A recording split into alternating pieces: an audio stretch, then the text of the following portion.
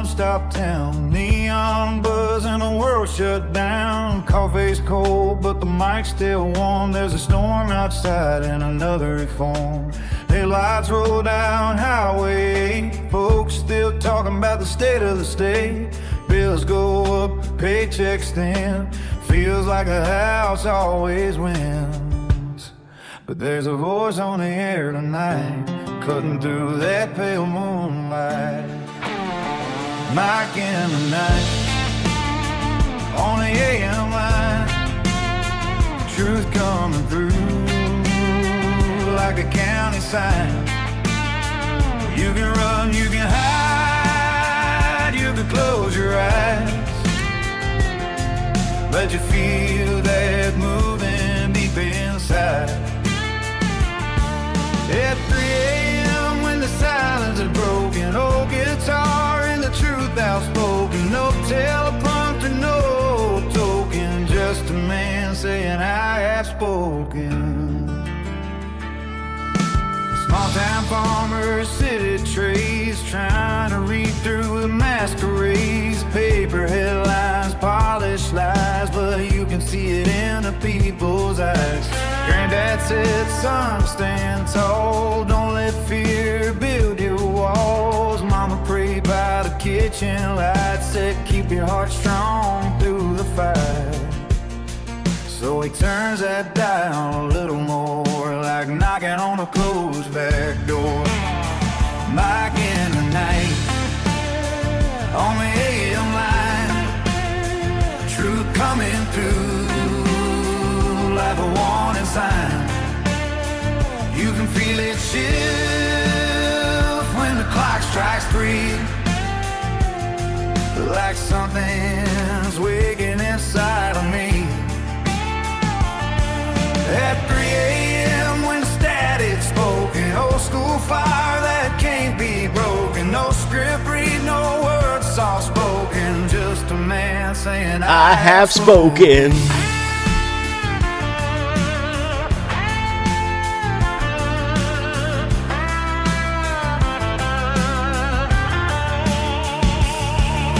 Ain't about left, ain't about right. It's about sleeping good at night, about working hard and keeping faith, and calling out what just ain't straight when the world feels cold and tight. There's a voice in the dark saying it'll be alright. Mike is the night, hear the tone. Front porch truth, yeah. Over dial tone. Woo! 3 a.m. and the veil's wide open. Every word carved and open. From the back roads to the broken, on the quiet town. Today is Sunday, the 29th of March, 2026. Thanks for being here on Mike in the Night. And I bid you all good morning, good evening, and good night, wherever you may be watching this transmission. We are in the 13th week of 2026. And again, I bid you all good morning, good evening, and good night, wherever you're watching this transmission.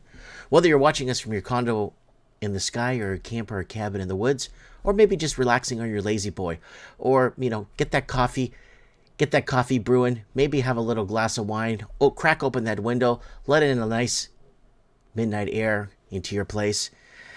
Sit back in that recliner, maybe put another log on the fire, depending where you are, because it is 3 a.m. somewhere, and you are tuned in to Mike in the Night. All right, people are on the live chat already. All right, that's really good. So this is why I ask you guys to join the mail list, so you don't miss an episode of Mike in the Night, right? You're a little Portuguese man in little town of Merritt here, British Columbia, Canada. So if you guys don't want to miss your little Portuguese man here, I got my Portugal flag behind me there, that's why I'm saying that. But a Portuguese man living in Canada that's pretty much seen it through immigration eyes, through what this country has gone through, from building economically and then destroying the country after it's built. It's just, It just doesn't make any sense. It makes zero sense to me, man. Maybe you guys could call in. And maybe give us an update across the Commonwealth. If you're in Australia, New Zealand, the UK, South Africa, United States of America, and Canada, this is the true voice of the Commonwealth. You're tuned into Mike in the Night. All right, guys, let's go through this real quick. Guys, our email list, Mike Martins 1980. This is the email. It's my email. I don't get a lot of emails. But you go ahead and email me and say, I'd like to join your list. I don't want to miss a show. There you go. And if you don't want to be on the list anymore, just unsubscribe or just block me. It doesn't matter. And Mike in the Night, guys, viewer good discretion is advised for Mike in the Night, 21 and older. This show is for entertainment purposes only. Fact check and do your own research. 18 U.S. Code Section 2257 for Mike in the Night. And all right, we went through that. All right, so good to be here with you guys tonight on the show. Let me take these damn glasses off because I can't see a damn thing. I'm just joking. It's just a saying I've been saying for years. But, yeah, it's really good to see you guys here. Some people, yeah, Canada's a resource colony for the British Empire. That's what it was for. Oil at $103 barrel tonight. Remember next November, guy? Last November, I told you guys, buy oil, we're going to war. Buy oil, we are going to war. And a lot of people,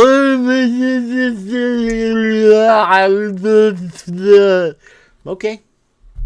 And not only that, refining's down. And that we made multiple videos over the last 15 years warning you guys that when refining oil into gas goes away, your gas price is going to go up because you got to pay a premium to import the fuel. See, Canada could have a oil to gas refinery in every province.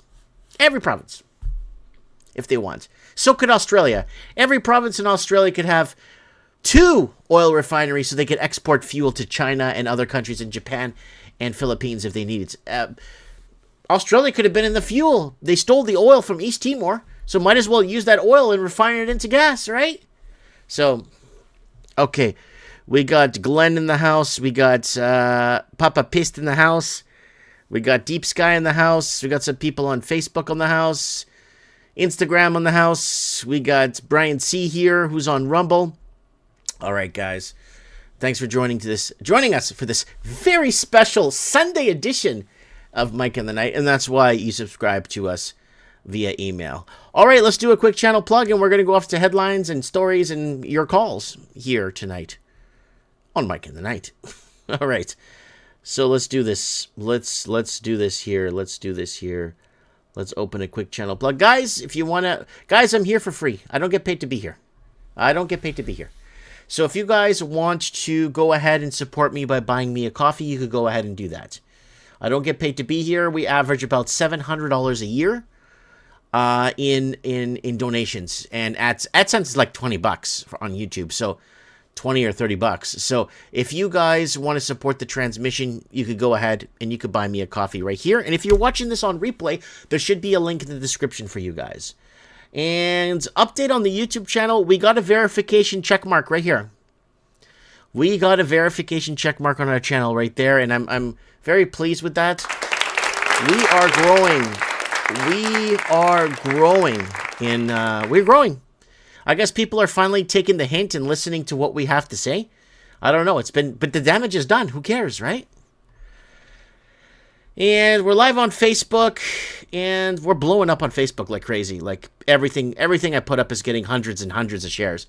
We're averaging 6 to 8 million views on Facebook every month, and on Instagram. I'm going to give you guys my Instagram here in case you want to call into the show. Here you go, guys. There's the link right here if you guys want to call into the show later when we open lines. And TikTok, we just passed 16,000 followers. This is our fourth TikTok channel because we got banned 3 times. Here is our first YouTube TikTok channel with 82,000 subscribers, and they banned us. And then they banned us with 9,000. Then they banned us, I think, with 14,000. And then we're back again at 16,000, our 4th time on TikTok. Anytime you mention Chinese money laundering or the Chinese destroyed your country with trillions of dollars of laundered money, and they're putting shit in your food and they're poisoning you, all kinds of shit these people are doing, right? So, and the TikTok cuts you off. you know? So Chinaman comes in, launders trillions of dollars through your real estate market, brings in the fentanyl, kills your youth, and then, oh shit, the Australian or the Canadian and New Zealand proper have no money to buy homes anymore because they can't afford it. Bring in 4 million Indians! Woo!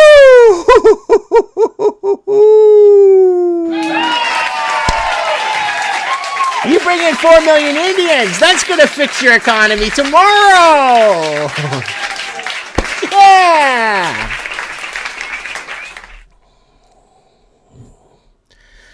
So, alright. But never a boring moment, though. Alright, so let's move on to... Okay, MikeInTheNight.org, guys. There's the episodes of Mike in the Night if you guys want to check out older episodes of Mike in the Night. If you guys want to enjoy all our callers over the years and all the comes and goes. A lot of people come and go from the channel. And if you want to shop Mike Martins, there should be a link in the description. If you want to buy a t-shirt, a mug, or something, I don't know. I don't care. Just buy something if you want to support the transmission. Unfortunately, we sell maybe 2 things a year, 3 things in the whole year. So I don't have this channel to try and make some money or whatever, because I gave up on making money in 2021. I realized, well, people were like, well, you told everyone they're going to pull the trigger on a pandemic and force everyone on a vaccine. Like, the video, the live stream is up. You told that to everyone in 2017. But it doesn't matter. It's me that's telling you it. But if it's Joe Rogan or somebody important, like Russell Brand, or that Chinaman that went over on Tucker Carlson's channel telling everyone that Canada's being stripped apart by, being looted, stripped apart by Mark Carney. We told you guys before even Mark Carney showed up that Mark Carney is going to be your next prime minister. And then what did people do? What did people do when they heard that? What did they do? What they usually do on social media. What do they do? What do they do? They called me fat. That's the answer. Fat. Fatso. Tub of shit. Tub of lard. That's what they called me. A man named Mark Carney's coming to be your prime minister, to protect Chinese assets and loot the country of everything. Oh, this guy's fat. Okay. Now it's here. Now people are making videos after it happens and the damage is done, and they get all the recognition. But the people that are warning you on the ground, that are saying, hey, what the fuck? Wake the fuck up. No, don't listen. That guy's fat. You don't listen to Fatso. So here we are now. It's Mike in the Night. Here we are now. All right. 8978 is saying, a tough summer ahead.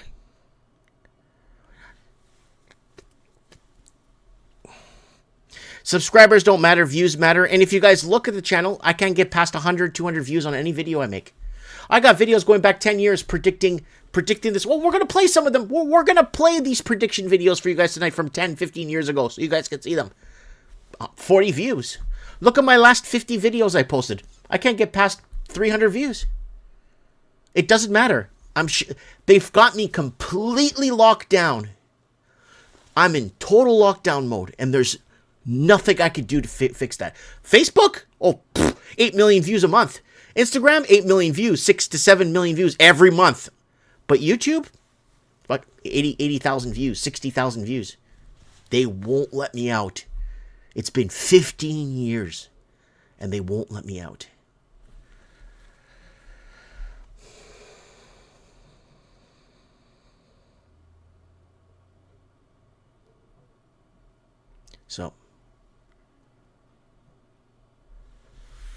So that's the deal, folks. And I don't know what to do anymore. I don't know. I mean, I guess the 40 people get the message. We got out. Everything from fentanyl, housing crash, don't buy in Toronto, don't buy in Vancouver. It's a trap. Housing crisis ahead. Mass exodus. Everything you're seeing today, all these people making big money. But the damage is done. Who gives a shit? The damage is already done. Who gives a fuck? Fuck it. Who cares? And that's what I'm trying to say. It's like, it just doesn't make any sense. It just doesn't make any sense.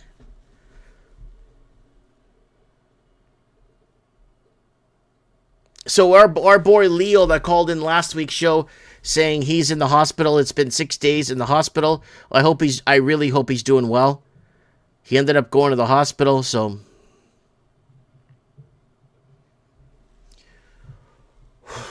okay, all right. Here we go. Let's go into a few headlines. Guys, before I kick off the show, I want to play a little bit of I made a music video for you guys with the song I made too. I made a song for you guys called "Oh How I Miss Toronto," and I made a video compilation for you guys of 1987 Toronto, and I kind of want to show this to you guys here tonight on Mike of the Night. I think you guys would enjoy it, and here it is. Toronto 1987. And I wrote this song, and I got AI to make it for me. I hope you enjoy it. There's an image in it that's not working properly. I'm sorry. One image is blacked out.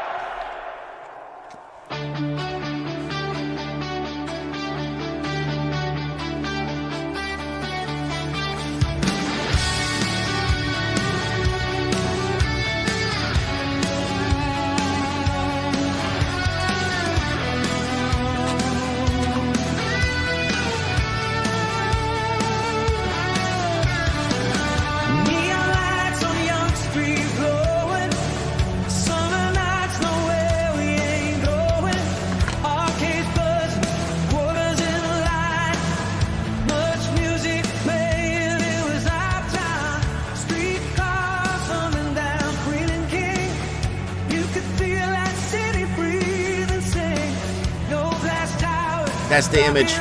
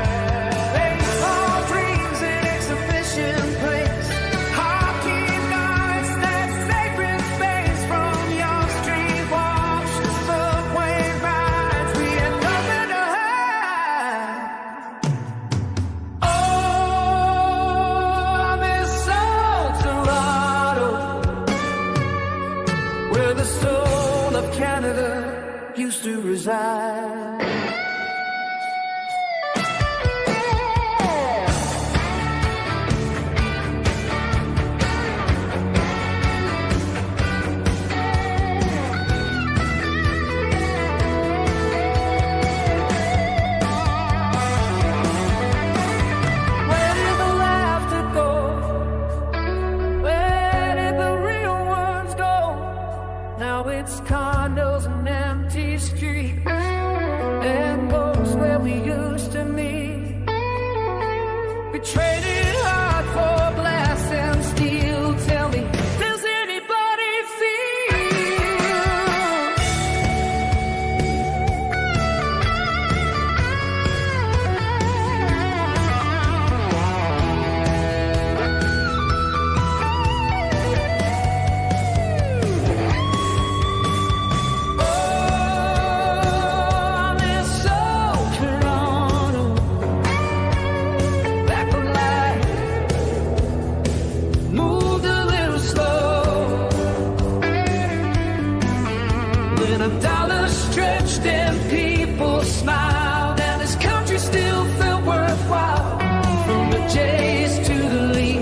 to the CNE lights, to those endless summer nights.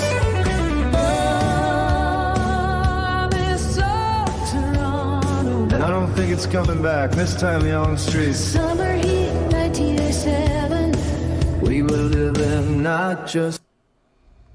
So, I hope you guys enjoyed that. That was, I Miss Old Toronto video. I mean, guys, if you want to, people keep asking about the music on Mike of the Night, and they want to hear it more. So, I'm going to find it for you. I'm going to show you guys how to find it here. You go to my channel, click on playlists, and you'll find all the Mike of the Night music is on here. The country music, the dance music, it's all here. Disco music. All the music for Mike of the Night is right there if you guys want to check it out for yourselves. And people keep asking through email, messages, Instagram for music for Mike of the Night. So there it is right there, folks. All right.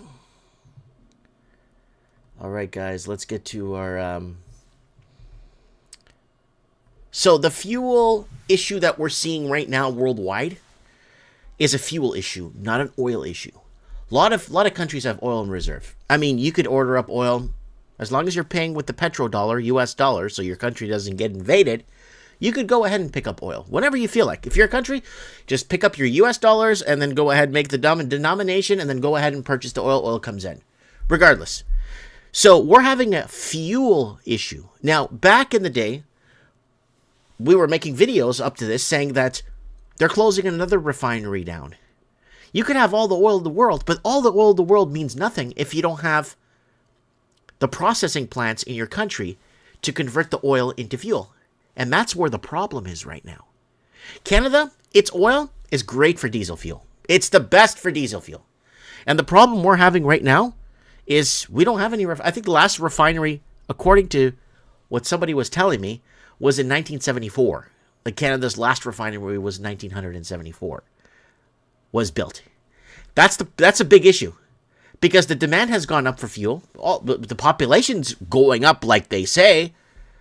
So what did Canada do? Australia, New Zealand. Well, they shut down all their fuel producing plants to go green. So all these English speaking countries went under the same model. New Zealand, UK, Canada, even the blue states of America, they went under the same model. Bring in Chinese dirty money. Come and clean your money. New York was hit with millions, maybe billions of dollars in Chinese laundered money. Everyone says, oh, Vancouver, forget Vancouver. Nova Scotia was hit. Toronto, all these cities were hit. Once Vancouver in 2016 put the foreign buyer's tax on to stop Chinese from bidding up $80,000 houses and bidding them up $2 million, well, they finally did something about it 6 years, 7 years too late. But then that tsunami we warned you about was going to go across. Wagons east, Amerifornia in America. Tsunami from Vancouver to Toronto. Now it's in Halifax and PEI. People in Halifax, PEI, Nova Scotia are in a bubble because of the dirty money. And we told you guys that Mark Carney was going to come in. We told you in 2022, November, that a man named Mark Carney is coming here to protect CCP interests. To basically destroy Canada through the CCP. But everyone made fun of us. Called us fat. So what's going on? Watch this headline right here. Live updates. All eyes on national cabinets to solve fuel crisis. Iran's preparing for ground invasion. UN peacekeeper is killed. So Australia is... Every country is... this is front and center now in every country where they're telling you, where? Oh, what are we going to do about our fuel? You shut down all your fuel processing plants.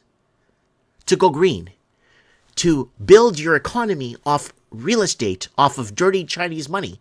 And when the Chinese money ran out in March 2024, you guys brought in millions of Indians. Well, they already knew the money was going to run out, so they brought in each English-speaking country brought in 4 or 5 billion Indians, minus New Zealand.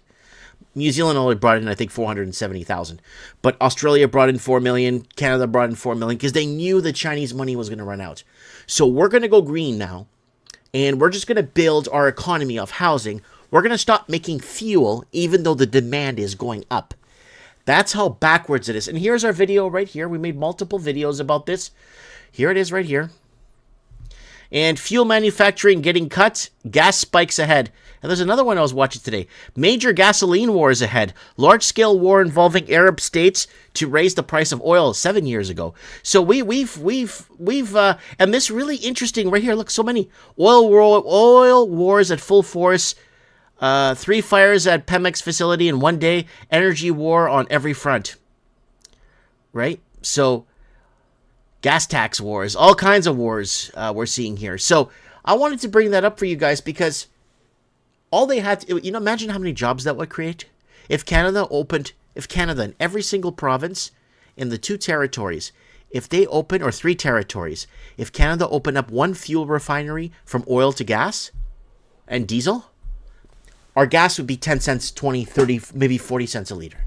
I wouldn't make this up. United States, let's say they had 1 in every other state. 1 in every. You don't need 50 oil refineries to fuel. That's too much. But 1 in every other state that's lacking jobs. That would be great. 1 in every province of Australia. 3 of them in New Zealand. Your fuel will be pennies. Like literally pennies for fuel. But they want to go green. They want Chinese money laundering. Let's housing. And then let the Chinese buy our farms. Let them strip our resources like we've been warning you guys for the last 15 years. Here we are now. Right? This problem could have been evaded if we didn't go all Greta Thunberg on everything and start shutting everything down and go green. Crisis could have been averted.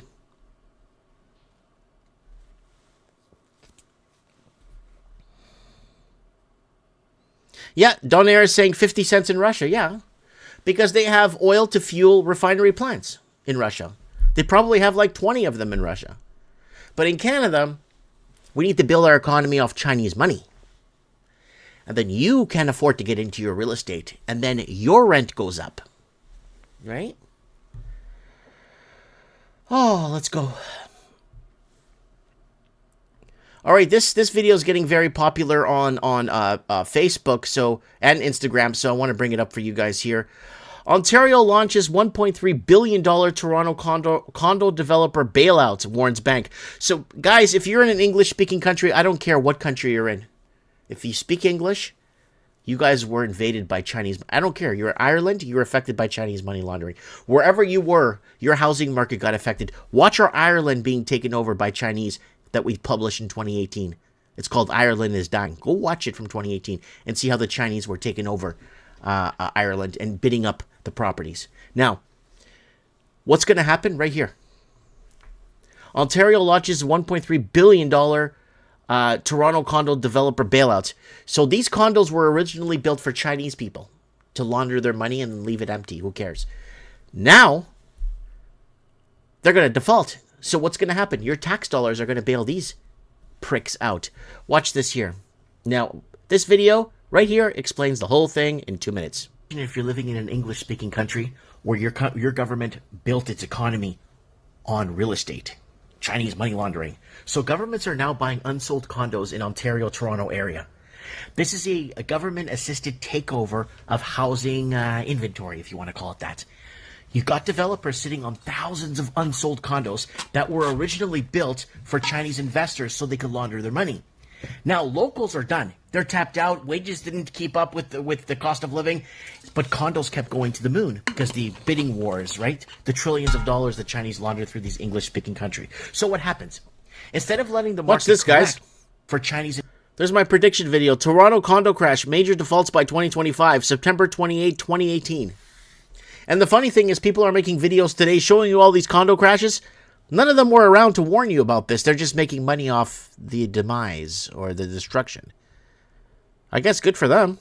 Investors so they could launder their money. Now, locals are done. They're tapped out. Wages didn't keep up with the cost of living, but condos kept going to the moon because the bidding wars, right? The trillions of dollars the Chinese launder through these English-speaking country. So what happens? Instead of letting the market correct, instead of letting the prices come down so young families could actually buy something, the government steps in and says, don't worry, developers, we'll buy it. With what? Your tax money!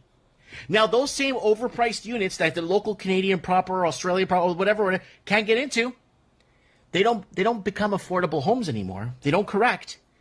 they become rentals. So you don't own anything, you just rent forever. This is the shift.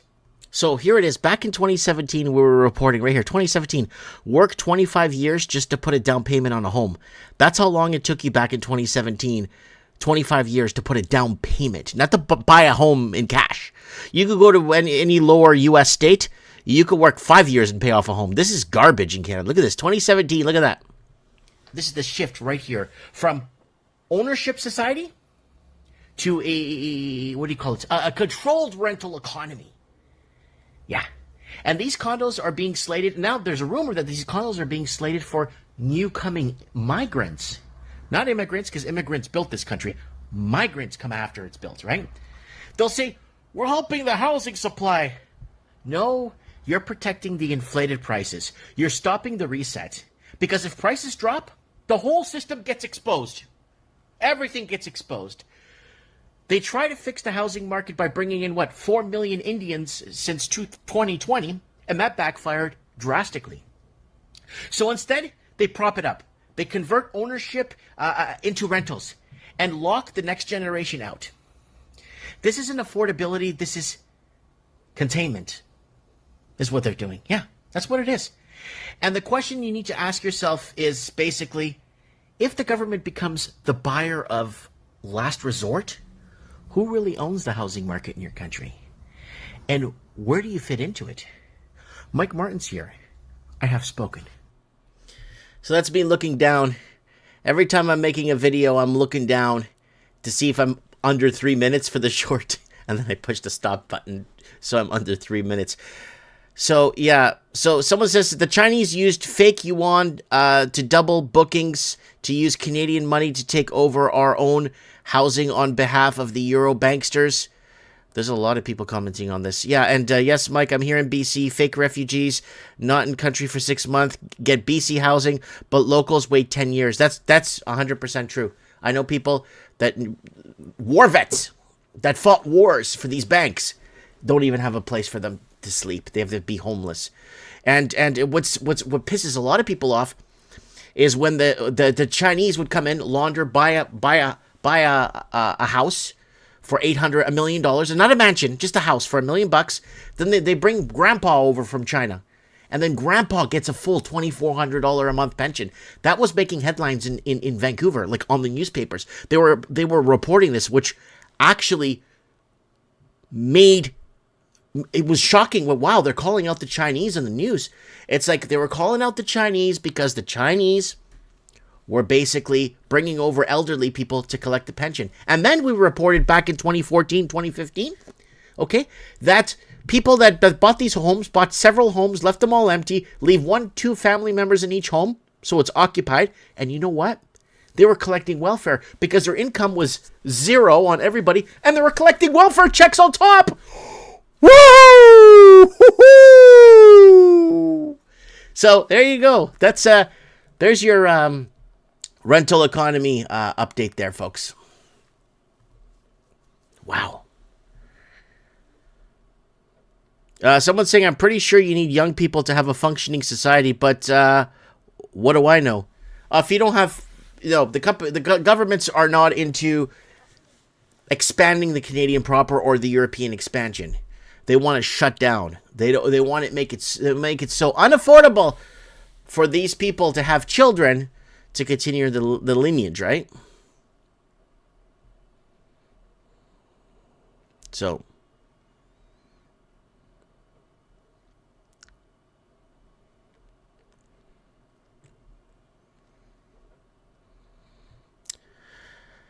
oh, Dino Bravo's here. Yeah, Dino Bravo. Canada's strongest man is here tonight, guys. It's good to have him aboard. All right. The bully shit. Let's get into... All right. Let's get into some more war talk here. So, Netanyahu orders Israel troops to expand Lebanon invasion 1 hour ago. Here it is, right here. Let's go on article scan here. 1 hour ago on today, March 29, 2026, episode 643 of Mike in the Night.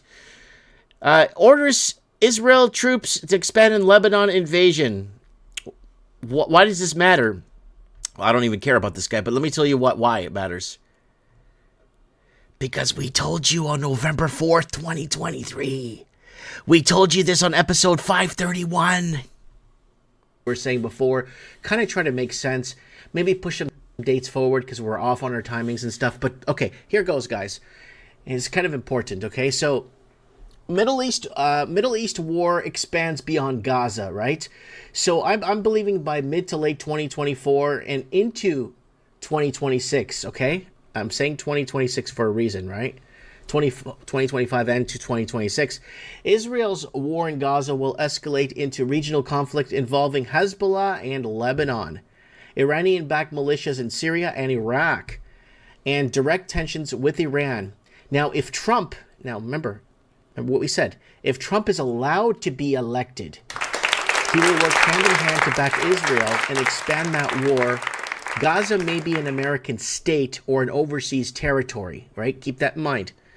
And they will end the Ukraine war by the summer of 2025. I was wrong about that one, but I was right about the other one on November 4, 2023. I honestly thought that Donald Trump was going to end the whole war in Ukraine and make it a Biden war. Ukraine was Biden war. Clean your hands and move away from Ukraine. I did not know he was going to continue that war in Ukraine. I thought he was going to end that war in Ukraine and say, well, that was a Biden war. But we were wrong. If I was me, I would have ended the war in Ukraine and blamed it on Biden because that war was Biden's war. But we were right about a lot of things on this channel for all these years, and you're hearing it before it happens over and over and over. And this is the video that got us banned from X, Elon Musk's X, how Hamas got played. And this is 2 days before the attack, the Hamas attacks on Israel. Everyone was protesting on the streets. This is the video right here. There's the little thing. You can read it right here. Protests against the policies of Israeli regime continue for 39 consecutive weeks. So on Mike in the Night, we were covering 39 weeks straight of not my Prime Minister Netanyahu. And there it is. Prosecution witness in Netanyahu trial and his wife killed in Greek plane crash. So that was supposed to put Netanyahu in jail. And these are the 39 weeks of consecutive protest on the ground. Not my Prime Minister, and we covered every week of it. Right there. Israelis criminal, Netanyahu is a criminal, and they did not want this guy in Israel. And then you got played, Hamas attacked, everybody got played, the world got played. I was getting banned off of YouTube because I told you guys that everyone's getting played, don't take sides. But who cares? No one listens to me anyway. Putting up the flags, the Palestinian flags, the Israeli flags, the protests, it's all bullshit. And that's what we've been telling you. Don't take sides. If there's anything I can leave you with before I die and leave this world, don't take sides. It's all bullshit. And right here, report Pentagon preps week-long ground ops in Iran as U.S. Marines arrive in theater. So, yep, this is going to keep going. And I have other prediction videos on this I'm going to bring up that we made 4 or 5 years ago. All right, so let's go into this war. So, I got a lot of shit from people saying, well, this war is going to end. It's going to be in the trillions. No, it's not, Mike. They already have a deadline. They have a plan. So there it is. Shipping off more. Pentagon is preparing for what could become weeks-long ground operations inside Iran, including special operations, raids, and limited infantry missions as U.S. forces, including a Marine expandatory unit, now in theater. So we told you guys for years, Iran is not Iraq. Iran is not Iraq. And America is going to pay for this war. Big time. Big time. And what would the Iran war cost? Well, here it is, guys. Is I don't know, a week ago video I made, or longer, maybe 2 weeks. So someone emailed me to ask, hey, Mike, what is this Iran war going to cost American taxpayers? That's a really good question. What's it truly costing, right?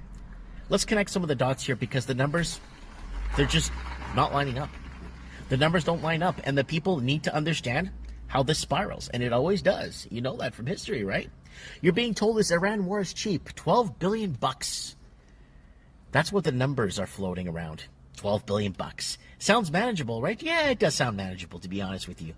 But that's just the sales pitch. The sales pitch. But behind the scenes, a totally different story. We're talking 60 to 130 billion for just 3 weeks of operations in the Persian Gulf. That's carriers, airstrike, missile defense, logistics through places like Qatar, Kuwait, and the Strait of Hormuz. Stretch that to about 8 weeks, you're looking at $250 billion. And that's just the shooting phase. Now let's zoom out a bit. Zoom it out. The U.S. is already sitting on $39 trillion in debt. We've been warning you about this debt bomb, right? The military budget, over $830 billion a year. And now lawmakers are talking about adding another $50 billion just to keep this going through to about 2027. And here's where it gets dangerous and where the history repeats. Remember the Iraq War? We were covering the Iraq War years ago. They sold that war for $40 billion. And what was the final price tag? $8 trillion. When you include veterans care, interest on the debt, and long-term deployment, same blueprint. You burn through munitions, now you've got to rebuild. You've got to rebuild the stockpiles. You deploy troops, now you've got decades of veteran care. Oil markets get shaky. Global prices spike. Economy slow. Tax revenues drop. And don't forget geography. This isn't Iraq sitting isolated. Remember we told you guys, Iraq is not Iran, right? 20% of the oil flows through that edge there in the Strait of Hormuz. And if you disrupt that, you're basically targeting the global economy. Economy's in shock, right? And here's the kicker. Even insiders are walking away. You got officials resigning saying there was no imminent threat, right? So what are we looking at now? What are we looking at? A war sold cheap, funded on debt, fought in the most critical choke point on earth, with a history that shows these things don't cost billions, they cost trillions. And once you're in, you just can't walk out, and you pay for it for generations. Mike Martin's here. I have spoken. That's a short. I did that went viral on Facebook too. I got, I think, 85 or 100 views on YouTube, but it's going viral everywhere else. And let's keep going. Iran's hardliners push for nuclear weapons as tensions escalate with U.S. and Israel. And we told you that was going to happen. Why ground invasion scenario against Iran could turn into a strategic quagmire for the U.S. It's going to be a bloodbath. I'm telling you guys. Trump says U.S. could capture Iran's Kargan Island and take the oil. So there it is. President Donald Trump is not ruling out possibility of U.S. forces seizing Iran's key export hub on Kargan Island in order to take control of the Islamic Republic oil exports. So there's that. Iran warns it's waiting for arrival of U.S. troops to set them on fire. I'm telling you guys, they're not joking. Iran warns it is waiting for arrival of U.S. troops to set them on fire. This is not a joke. Iran is not Iraq. And they're miscalculating this heavily. They're connecting the wrong dots on this one. And I think this is gonna bring back a lot of coffins and body bags, and it's gonna be a lot of problems with this war. Iran is not Iraq, guys. This miscalculation is gonna cost a lot. It's gonna cost the taxpayers. It's gonna cost everything. It's gonna, yeah, it's gonna be worse than a lot of the wars. I think this is gonna surpass not World War I, but maybe World War II. I'm talking about soldiers, not infrastructure. I'm not talking about use of munitions and bombings and raids. I'm talking about soldier casualties. I think this could rack up huge. This could rack up really huge once it goes full scale. And Lebanon and all the other countries that we predicted that are going to be drawn into this through Israel using America. And there it is. A biblical intervention's coming soon, folks. I think something in my heart of hearts, I wholeheartedly believe we're going to see a biblical intervention soon. I think it's enough. I think something major, forget the war, something major is going to come from the war. Yeah, they're going to redraw the map. We have that. Tommy came on the show on Mike of the Night in 2023 and showed us the map of the new Israel, of how it was going to be. And then some Chinese guy went on Tucker Carlson with all these predictions. This was already talked about years ago. It's all controlled information distribution. The information gets released when it has to, and then it gets publicized like, oh my God, Joe Rogan said something. Oh my God, Russell Brand said something. No. People have been saying this stuff for decades. And even the Bible says most of this stuff. Most of this stuff is already in the Bible, right? So it's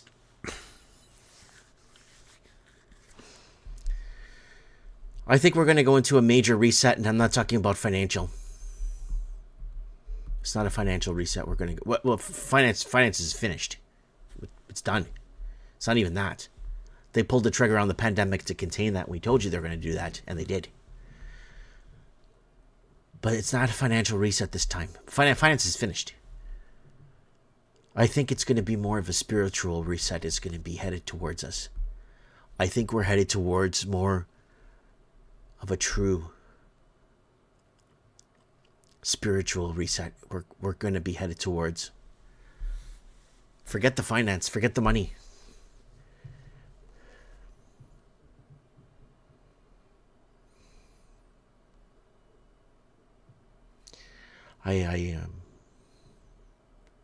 Something big, huge intervention is going to happen.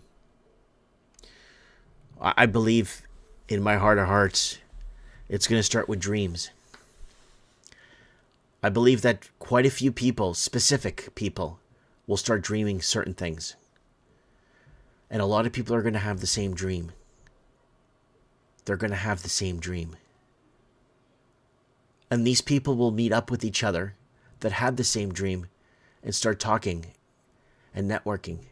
And more people around the world will start having the same dream.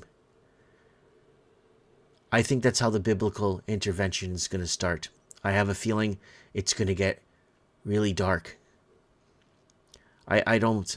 financial reset, we're beyond that. Economic reset, we're beyond that. Going to war, we're beyond that.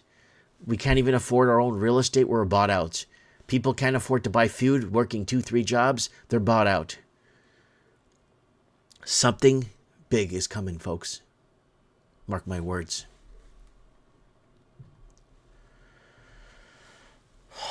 All right.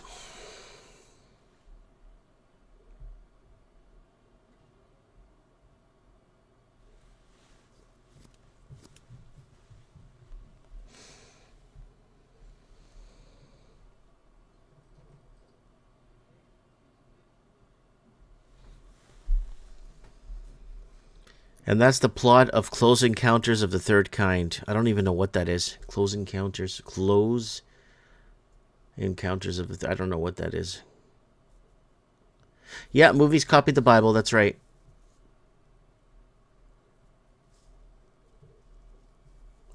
Knowledge will be revealed. Truth of our inherent right to know where we truly live will be relevant.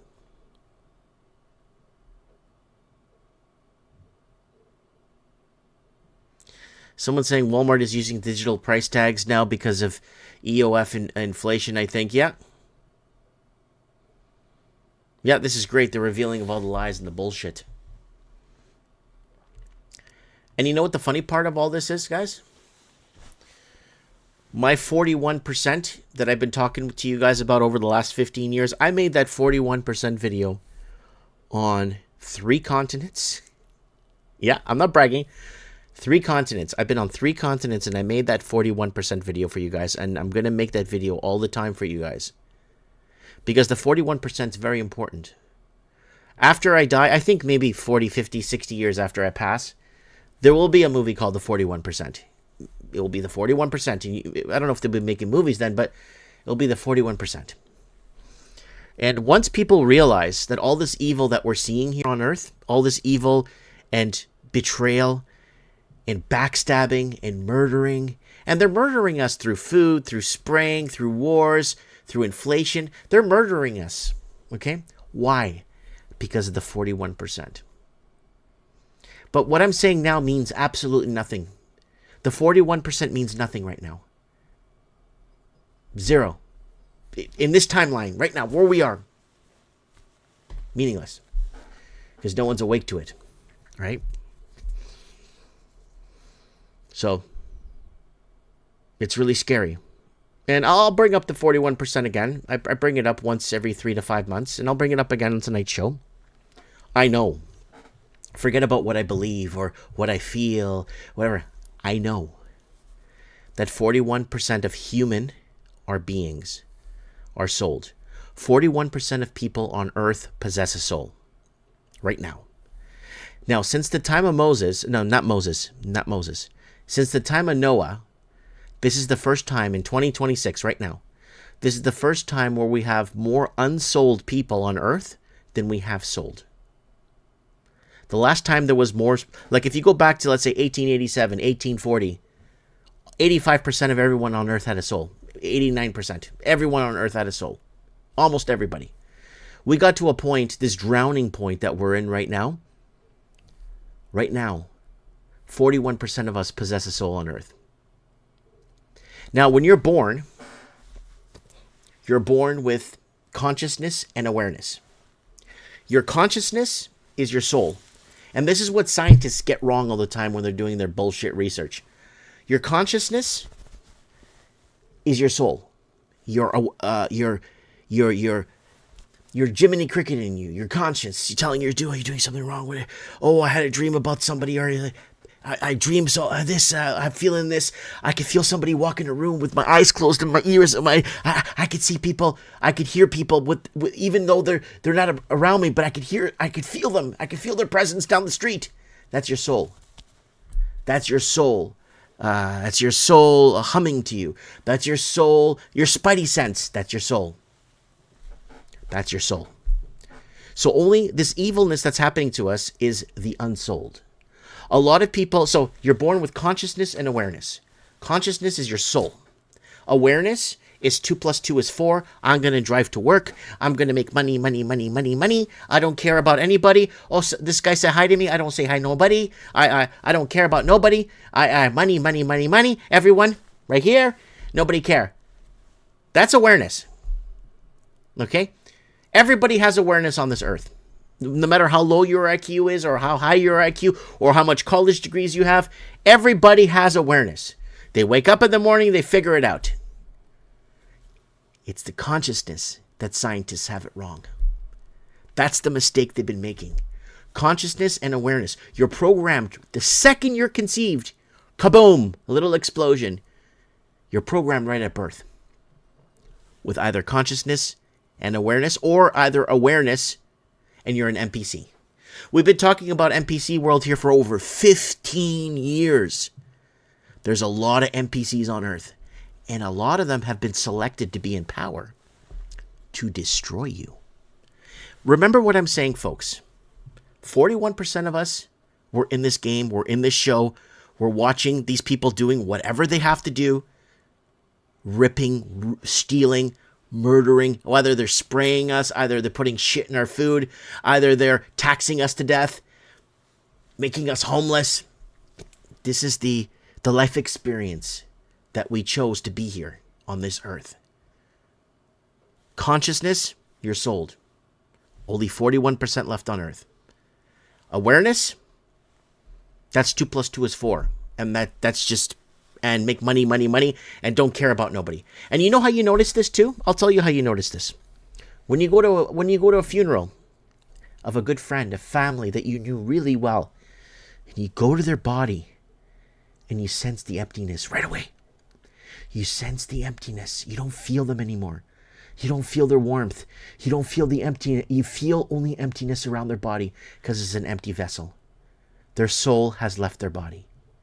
Now, there's people that you would bump into, like, now that we're so multicultural, that you will bump into on a regular basis or see, and you'll feel the same thing. They're soulless. They don't have a soul. You can feel it, that there's something wrong with them, like they're dead. Again, that's awareness. Some people are born with consciousness and awareness. Most of 41% of us on Earth right now are. And I made a video on YouTube, top 10 countries, or top 9 countries, or top 15 countries with sold people. So you can watch that video on YouTube I made. It tells you all the countries with the most sold people, who has the most soul per capita in their country. I know what I'm talking about now makes no sense, and it's complete garbage. And there's no, just like I told you guys, they were going to pull the trigger on the pandemic and force everyone on a vaccine. Just like I said, the money laundering is going to destroy us, and middle class is going to disappear by 2025. I was off by maybe a year, but here we are. People will be priced out of food. Man, I talked about all kinds of stuff. Oh, forever. But here we are. Consciousness and awareness, guys. Keep that in mind. When somebody's off their rails, or someone's freaking out, or something's happening to a coworker, or some freaking out somewhere, a majority of the time, they're NPCs. They're just, especially the people in power are NPCs. Right? When you hear the blah, blah, blah, blah, blah, repeating, and they can't get a sentence straight, they're NPCs. They're 2 + 2 = 4. That's it. That's all they are. And when they die, they die. Lights out, goodbye. The sold people, the 41%, we're here. We're fighting this war. This is the spiritual battle they've been talking about. But this doesn't mean anything in this timeline. What I'm talking about right now means nothing for now. So just forget I said anything. We're going to move on.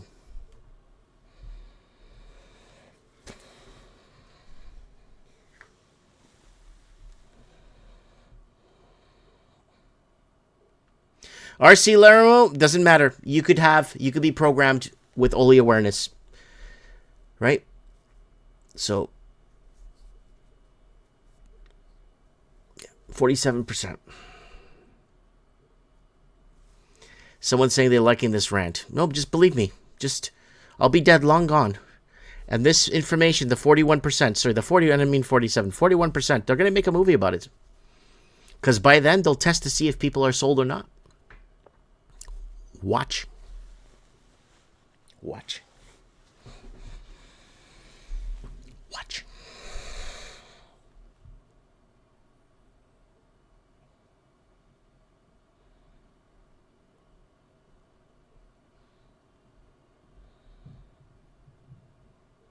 Oh, we got a Signer Star in the house. How you doing?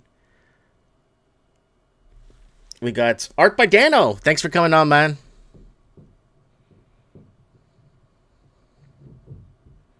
Someone's saying look into inner monologue.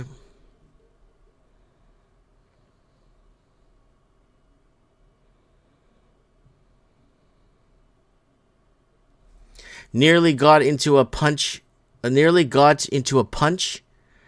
the petrol station because I was filling a jerry can up to cut my grass in Australia. Oh my God, yeah. So maybe is arguing with people, just say, hey, we closed our oil to petrol stations down to refine oil to gas. We can get all the gas we wanted from East Timor in Australia. We've been stealing it from East Timor, so we have all the oil we want. Instead of punching each other or arguing, just say, let's open more fuel refineries. They'll create several thousand jobs across, maybe 60, 70,000 jobs across the country. Open one in each province. Gas goes to 20 cents a liter. Yeah. All right. Yeah, Tony, you better call into the show, man. All right, I'm going to give you guys my Instagram one more time. Going to give you guys my Instagram if you want to call into the show. Instagram looks like this if you go to it. There it is right there. There's my Instagram, folks, if you guys want to. There it is. Pow. Just go ahead and add me on Instagram if you want to come on the show. Just send me a message, and then I'll go into my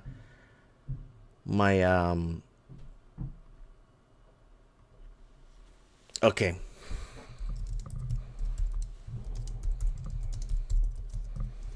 Let's see if Buddy wants to call in. I got a guy that was in the middle of a robbery. Got a guy that was in the middle of a robbery here. Let me just take care of some business here on the back end. You are tuned into Mike of the Night, episode 643.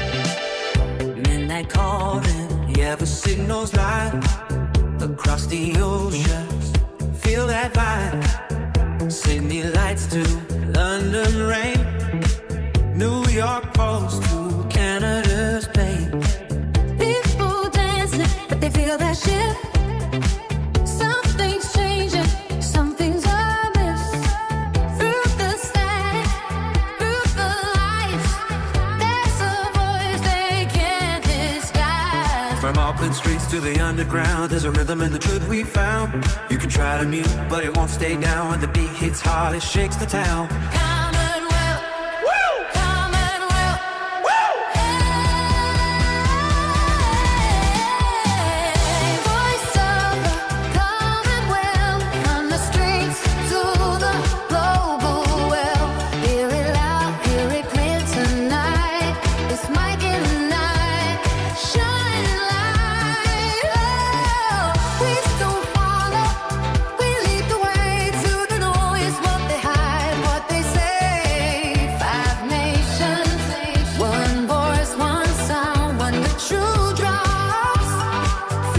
All right, guys, our lines are dead tonight.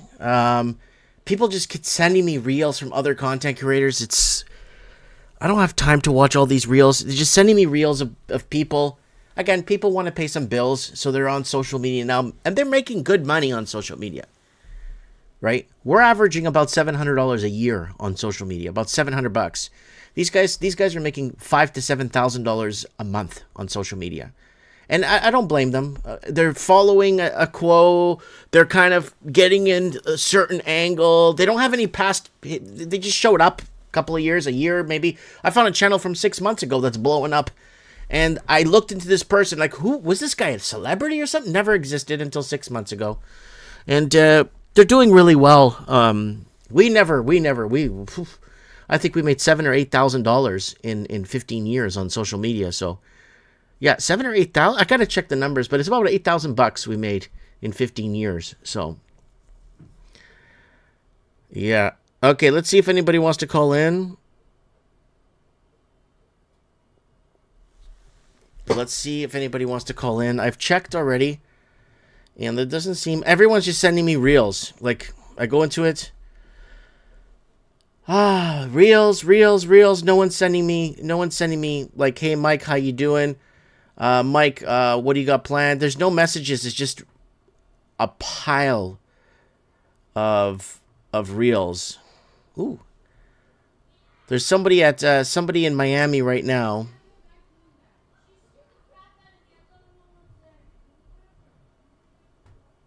Sent me images here. It's in a bar in Miami. I'd like to get him on the show just to tell us what's going on. And let me see here. Let's see if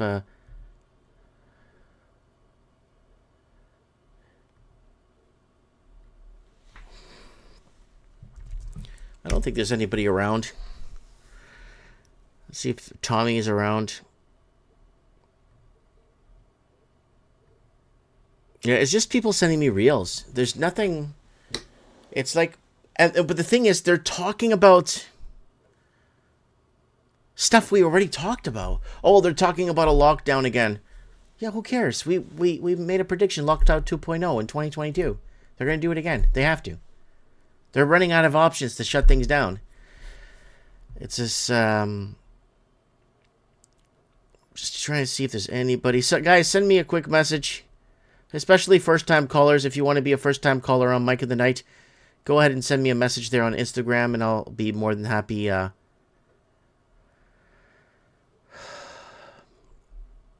Want to get some different callers on the show here tonight. And if we can't, it's not a big deal. Oh, okay, hold on. Okay, whoa, I got a caller here.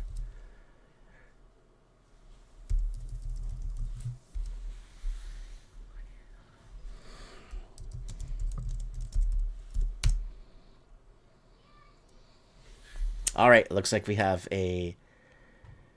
a caller here on Mike of the Night. All right, let's get this caller in. You are tuned into Mike of the Night, the voice of the Commonwealth.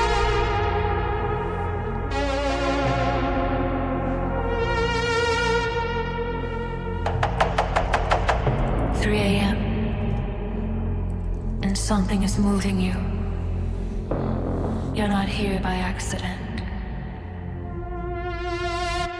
This is Mike in the Night.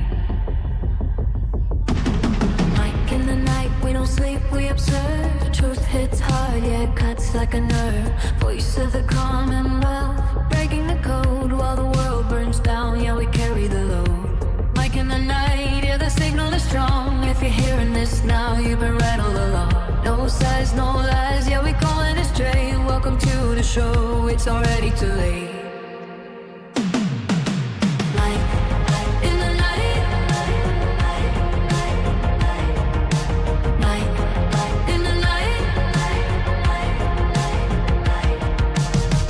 Out cities, but the screens still glow. People feel it deep, but they don't even know. Depth stacked high, yeah, the systems cry. Hello. Jackie, how you doing? Good. How are you? So good to hear from you. Thanks for calling on the show. We haven't had you on in a long time. Yeah, thanks for having me. I love the song that you wrote about Toronto. It's very 1980s. It brings back good memories.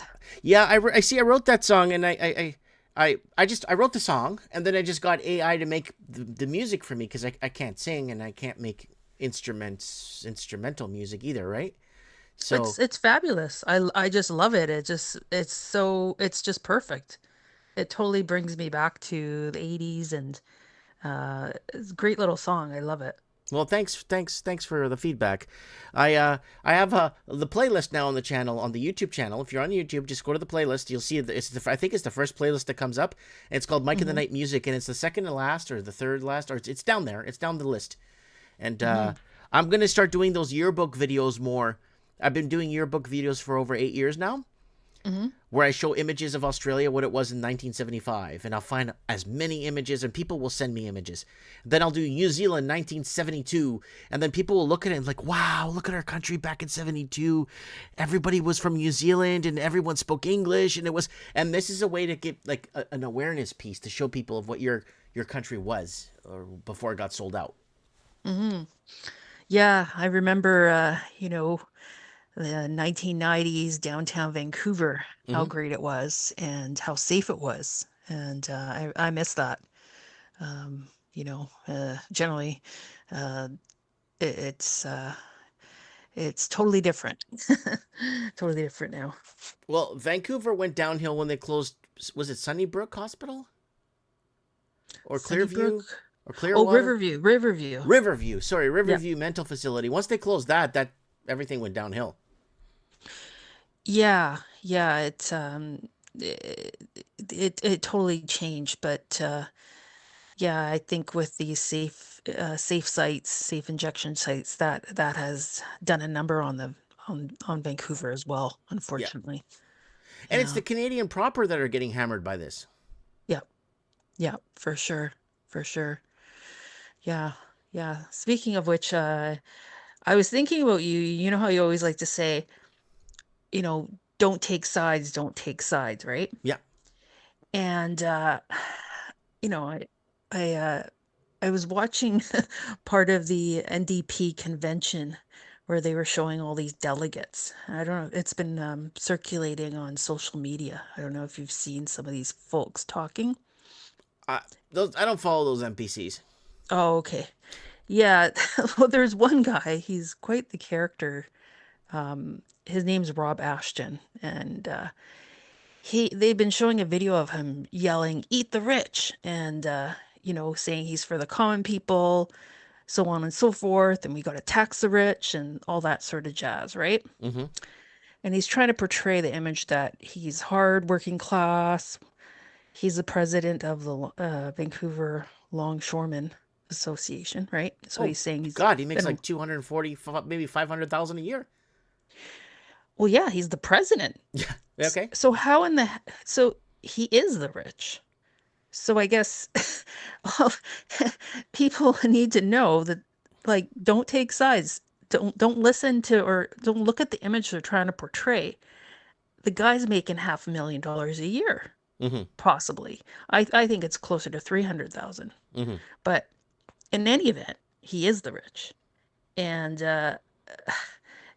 it just makes me think of you, how you say don't take sides, because you know it's just unreal how the media is trying to play us. Oh, they're always trying to play us. You know that. Yeah. They're always trying to remember when Rachel Madcow was on TV for like a whole week saying, "Come on, you're going to take the vaccine? You're going to kill your grandma at a party? Come on, you better take the vaccine. The vaccine's going to save lives. And without that, you know," and then Rachel Madcow never took the vaccine. Mm-hmm. So you see what I'm saying, right? So Yep. it's like the guy being rich, we're going to go after the rich, but Rachel Madcow was telling everyone to take the vaccine because you're going to kill grandma. But she never took the vaccine, right? So Yep. yeah. Yep. Don't just do your investigation. Do your investigation. Yep. Yeah, you know, and I know for a fact, I mean, and you obviously know too, what kind of money he's pulling in, or anyone in that Oh, 100%. in that yeah, in that executive level will be pulling in. Right. Right. Yeah, it's very heartbreaking to see how this is coming down, and it's but you know what the best part of this is, Jackie? Is we could see right through it now. Yeah. Yeah. People are becoming aware. People are seeing through it, and you know, they're opening their mind, hopefully, you know, and not taking sides, and doing their own investigation. That's really important. Yeah.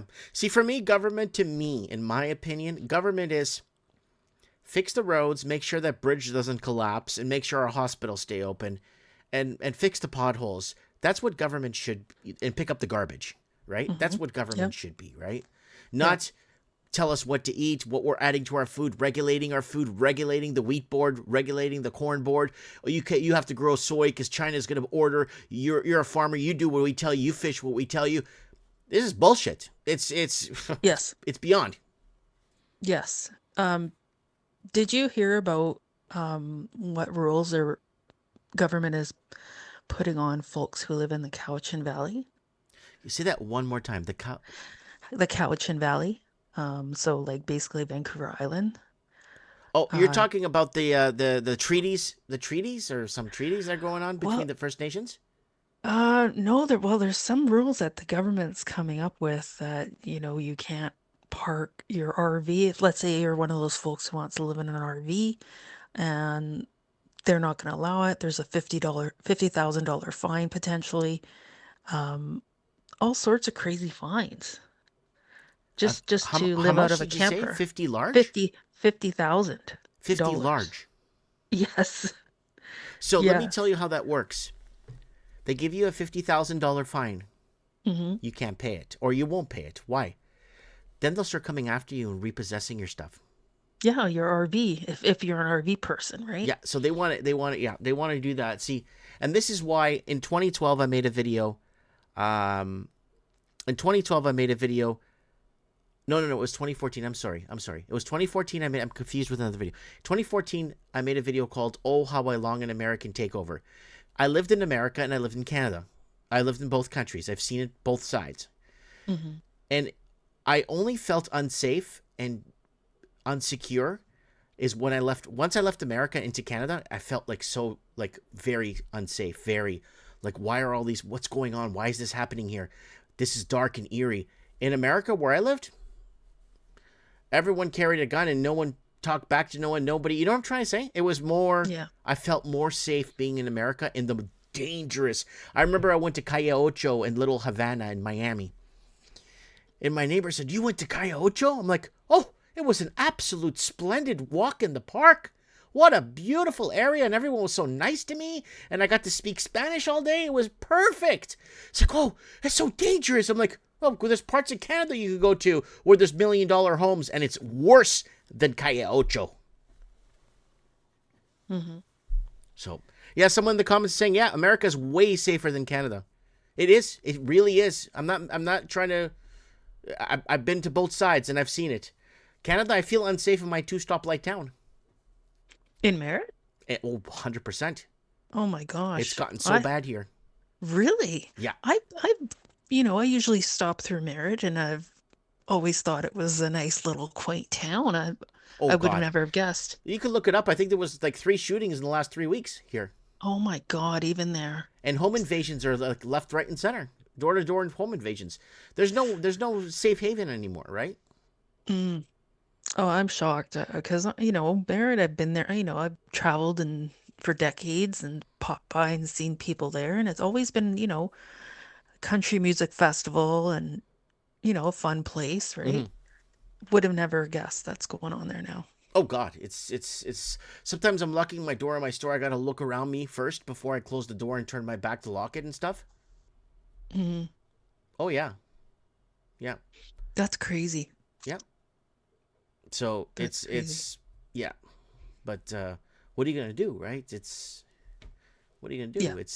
It's unfortunately the police can't do nothing. Their hands are tied, right? Hmm. And I think it's gonna get to a point where you're just gonna see civil unrest. We've been talking about civil unrest for over 10 years now. Hmm. I don't know. That's just me. That's just my opinions. Maybe some other people see it differently, but I'm seeing it because I've been around, right? I think the safest place I've ever been in my life was in the Philippines. My whole life. Really? Even more safer than Portugal. But again, I was in Manila. We looked around. We went everywhere. We went to all different parts. And I don't know if you saw my Philippine adventure videos that I made. Yeah, I saw some of them, and the price of food there, and Yeah. the home that you guys built. For $7,000. Yeah, I mean that's amazing. So, we're on a desert island, like the TV show Survivor. If you remember, like me walking around showing the area, it's Mhm. like Survivor, but everybody, they have little farms, coconut farms, and fruits grow like weeds there, right? All over the place is fruit, right? Mhm. So Mhm. I felt really safe there. I walked into weird places and down pathways and checking things out. But yeah, I felt very, very, very safe. Everyone was friendly to me. Even people look at me because I'm an outsider, right? Right. They look at me and then they kind of gauge me and they see, I give off a good vibe, right? So Mhm. Mhm. yeah, a lot of people, I wanted to tell you this. People that come and visit me at the store in person that want to talk to me, they come to the store, right? Mhm. And they usually tell me that when they're in my presence or whatever, they feel this powerful, beautiful energy, good vibe around me. I'm like, "You do?" I was like, "Man, you have no idea, Mike. I thought I was going to meet you. You're going to be contrary to who you are online. You're going to be a different person in person, but you're the same, man. You got this good aura, energy." And yeah, people have come to tell me and shake my hand and talk to me and take selfies with me, and that makes me feel good, Yeah, knowing that I'm not a traitor or a backstabber or try to swindle money off of people to buy me a coffee or something, you know? right. No, I get that. I see you come from the heart. You come from a good place, and I think most people can sense that about you, that you're trying to help others, right? Mm-hmm. And it's refreshing, and I respect that. I think a lot of people do respect that because, you're coming from a good place, and I can see I can totally see that. What do you think of this war? Oh, it's um it's interesting times, man. That's all I gotta say. Like, it's just day by day, it's I I just see rising prices, and I'm just took a BC ferries, had a horrible service the other day, and I was just looking at my ticket thinking, oh, I'm lucky they didn't jack up that price due to, claiming that it's due to the war, right? I Do you feel like it's all being done on purpose? I think they're using it as an excuse to jack up hike up our prices on things, on goods. Mm-hmm. I think it possibly could be an excuse. It's a little scary that they claim that our food prices are going to be jacked up. But I don't we know. got a problem with this, Jackie, Yeah. about the food prices, and I'm going to bring this up right now. Yeah. And I'm going to tell you why. This is a reason why they want to get me off of social media. I'm going to look it up right now live for you guys. And this is a very important. Here it is. Okay. So here's the video, guys, we made 10 years ago. Price of oil drop, but my food prices go up. They can't hide inflation anymore. Foodflation hikes. Now, I made this video 10 years ago, Jackie. Do you know why? Because for the longest time, they were telling us our food prices are going up because the price of oil is going up. And oil was around 140, 150 a barrel, okay? But guess what? 10 years ago, if you look at the chart, oil went down to almost $20 a barrel. But here's the problem. Food prices didn't go down. They doubled. Yes. So when oil went down, and you can look up the video, you can watch it, you could see. And here's another one, 7 years ago, 2015 throwback. If oil was cheap, so it's a remake of the other video I made 10 years ago. If oil was cheap, why did food prices keep rising? So there it is again. Here's an old video I played for you guys here. I won't play the whole video, but it's a way back. There it is right there. There's me talking about the price of food, and my price of food has doubled. Why? When oil was going to 20 a barrel. You see? They're making a killing off the food, Jackie. Yep. Yep. It's it's insane. Absolutely insane. 1 week it's one price. Next week it's unreal. $20 for a bottle of conditioner at Superstore, and Get out of here. I'm serious, for a big bottle, like the super large size, and I'm looking at it thinking, this is like not even the high end brand. What is going on here? Oh, it's not even the Beverly Hills brand. Yeah, no, it was just Herbal Essences. That's the brand, and I'm like, are you guys like for made real? in China. Yeah, I know, it's the cheap stuff. So, somebody's playing games with the consumers, you know, and consumer beware. We gotta watch out for ourselves, and all I'm gonna be doing is, growing my garden. Yep. And if you don't know how to grow, just talk to any retired European person. They know their stuff, and they will tell you how to grow vegetables, and that's who I learned from, actually. So, no joke. Mm-hmm. And take care of yourselves. If you have a piece of land, if you don't, just grow in a container if you can. It's Sheridan time to. Forbes is saying $10 loaf of bread is coming. That already hit Vancouver. $10 for a loaf of bread, long time ago, 2017, 2018. We're gonna That hit yeah. Northern Alberta too, years ago. Yeah. Yeah. Yeah. Nice, bro. It's good time. I'm just reading $80 for a sandwich. Yeah, a lot of people are very upset with this. So if oil goes down to why this is the part I don't understand, Jackie. Why did they cut back on refining? And we've made multiple videos over the years. They're closing another refinery plant was one in California. They closed one in upstate New York, and then they closed one in Australia. They closed one all refining. So your oil gets processed to fuel, but they want to go green, right? Yeah. But the demand of gas is going up every year. Fuel, diesel gas is going up every year, and they're closing more and more plants to go green to back our economy off Chinese money laundering to buy houses. How is that sustainable? It's not like they for years, like Canada used to do things in-house, but then we basically allowed the refiners to go to the US. There may still be one in Burnaby, if I recall correctly, but it's all being shipped out by design. I don't know, but you would think, I mean, it's been like this for years. They've always kind of given our resources to the US to process, and it makes no sense. If we run one refinery per province, okay, Yep. that will supply the diesel and gas for each province. And gas will go down to 30, 40 cents a liter overnight because we have so much fuel, an oversupply of fuel. Like, why won't they give us that? At least give us that. They won't even give Alberta permission to do anything. They're just blockading any business that wants to do that in Alberta or anywhere else. It's weird. It's very weird. Do you remember It's almost by design. Yeah, but do you remember that piece of shit Biden when he stole office from Donald Trump? Do you remember? Remember, we don't take sides. We're not pro. We're not nothing. But remember when that piece of shit Biden got in and everybody in Canada was celebrating Biden won, Trump is out? Do you remember what the first thing Biden did was when he took office? I don't. Okay. Well, we covered it, and I'll tell you what it is.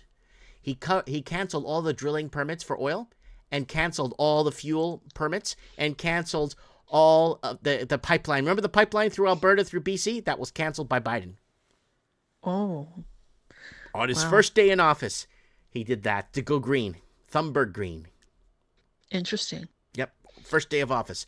And then all the Canadians celebrating in Canada, the Biden selection, celebrating, yeah, we won. I'm like, and I told people, like, but he just canceled the pipeline today. Who cares? We need to go green. We need more Chinese money in here. I'm like, holy fuck, these people are retarded.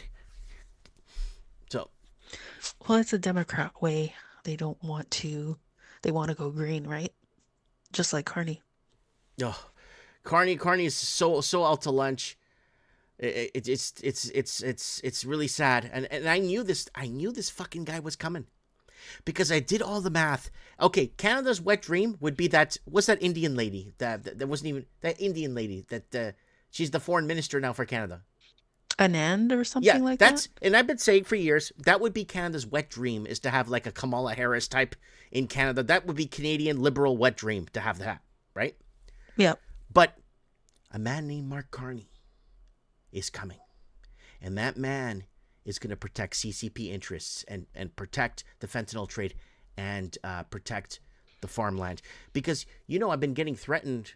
Not lately, but a while back, I was getting threatened because I was looking into Chinese-owned farmland that's on the U.S.-Canada border that the Chinese own. Yeah. Interesting. As a dual citizen Canadian living in Canada, wanting to acquire about the farmland that's owned in our country will get you killed. Yep. Yeah. Yeah, don't ask too many questions. Yep. But they also own land around several bases, I've heard. Oh, yes. And they own a couple of ports, too. Yeah. In Canada, yes. Yeah, and there was some allegation, I don't know if it's true, that they own property like in northern Alberta and They own had everything. armed guards. They own more land than we do.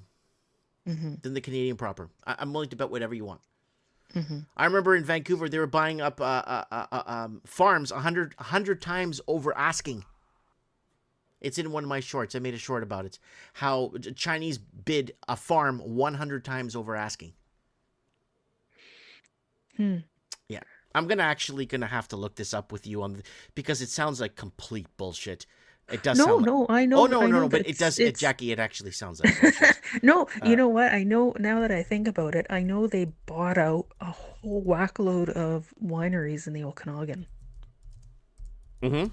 They came in and they own several. They own several. The name's still the same, but they own it. Mm-hmm. So I believe you. Here it is. Here's the article. Oop, did they take it down? Oh, but it's still up on the search menu. It's still on the search menu, guys. They took the article down. Okay, but it's still in the search menu. I'm going to show you on the search menu. There it is. It doesn't open the article anymore, but there's the article. This is the one we covered. Okay. Farm in Richmond, BC sells for 100 times over the assessed value. 100 times over the assessed value. There it is right there for you guys to see at home. I'm not making this shit up. See, it won't open it. It won't open the article, Jackie, because they took it down.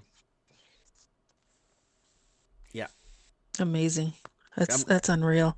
There it is right there. 100 times over asking. We covered this back in 2012 or 2013. We covered this. It won't open it for us anymore.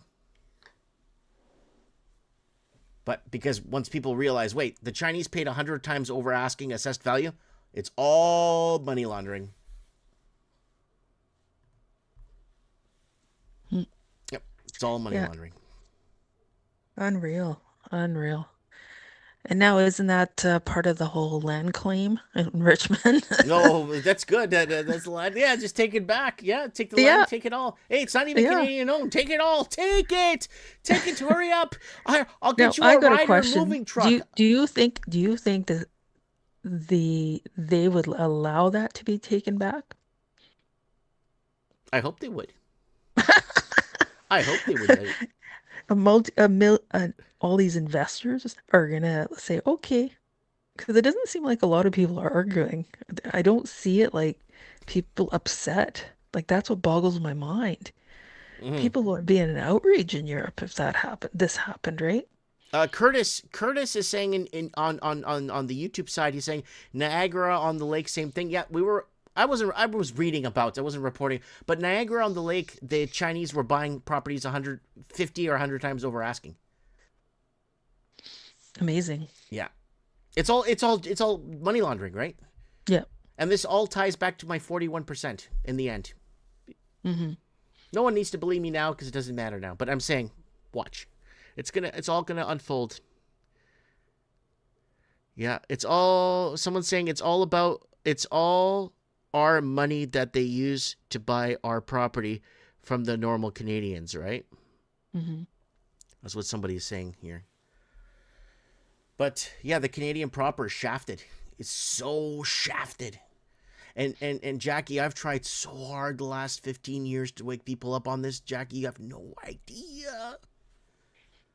Oh, I think they're waking up. I think once they can't renew their mortgage, because but who are all these new celebrity influencers that made a channel 3 months ago talking about this condo market and this and that, getting millions of views?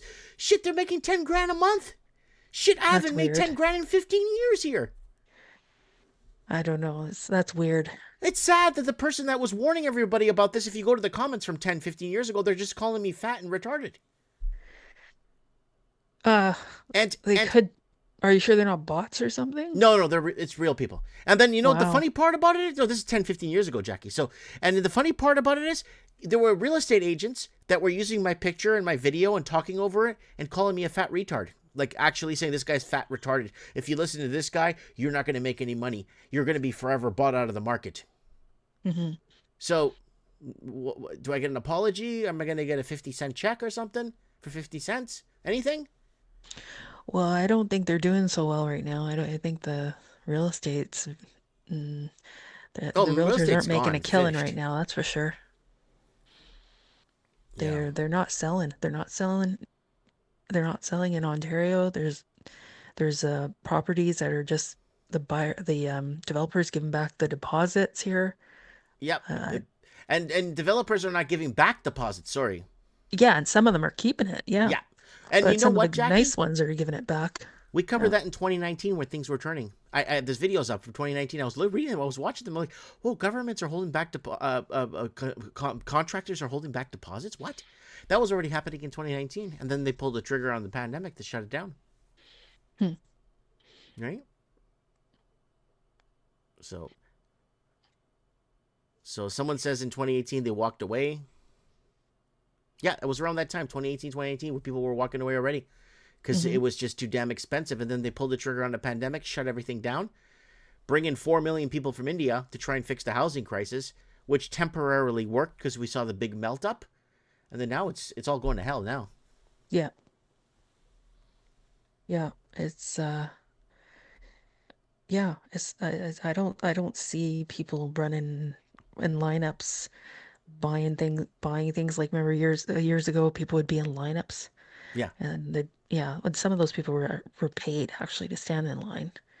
But so there's people being paid to stand in line to make it. Well, like nightclubs used to do. They have this big lineup outside the nightclub. Yep. And then when you go inside, there's 4 people in there. Exactly. Exactly. I remember those days. Yeah, they were doing that here. People were actually getting paid to line up just to, the fear of missing out, to portray that image. FOMO.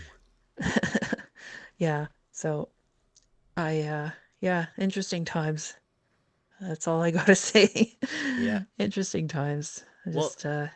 Well, thanks for calling in, Jackie, and updating us on Yeah, this. thank you.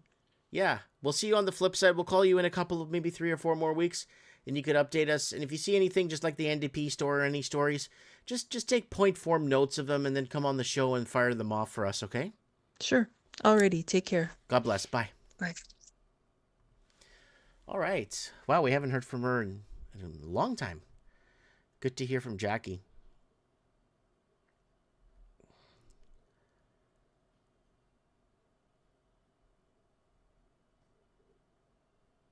So Glenn wants to call in.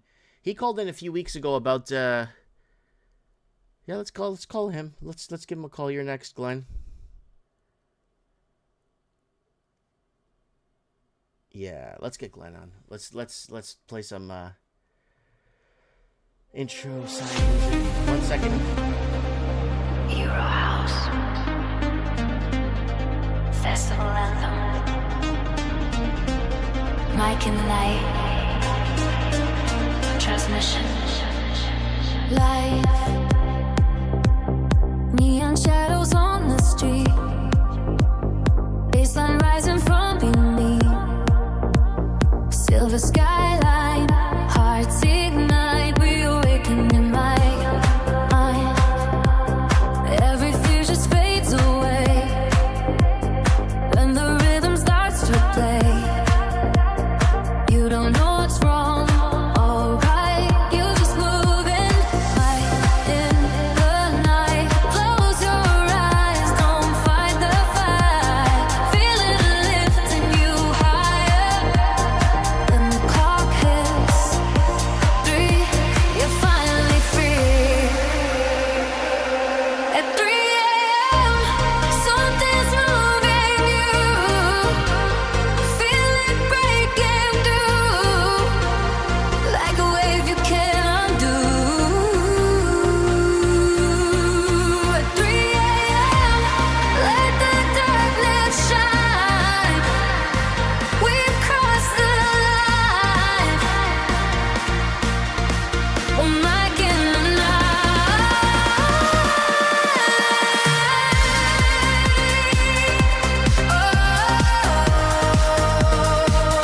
feel the bass ignite.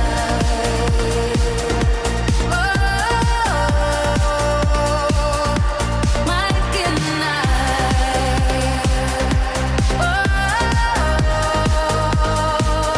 feel the bass ignite.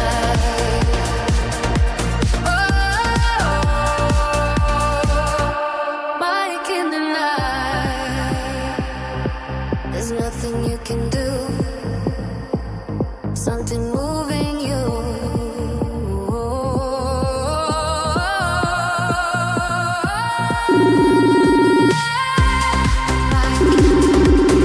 In the night. Yo, it's 420 Glenn. What's up, buddy?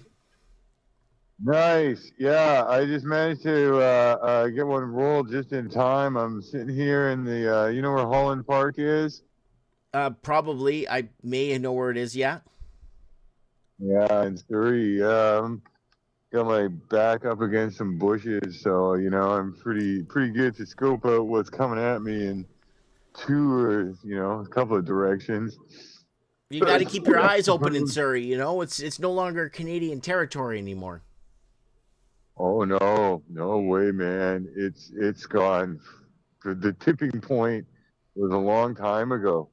They changed the police from the RCMP to the Surrey Police Force, and so for the last 3 years, there's been no like proper policing on the streets.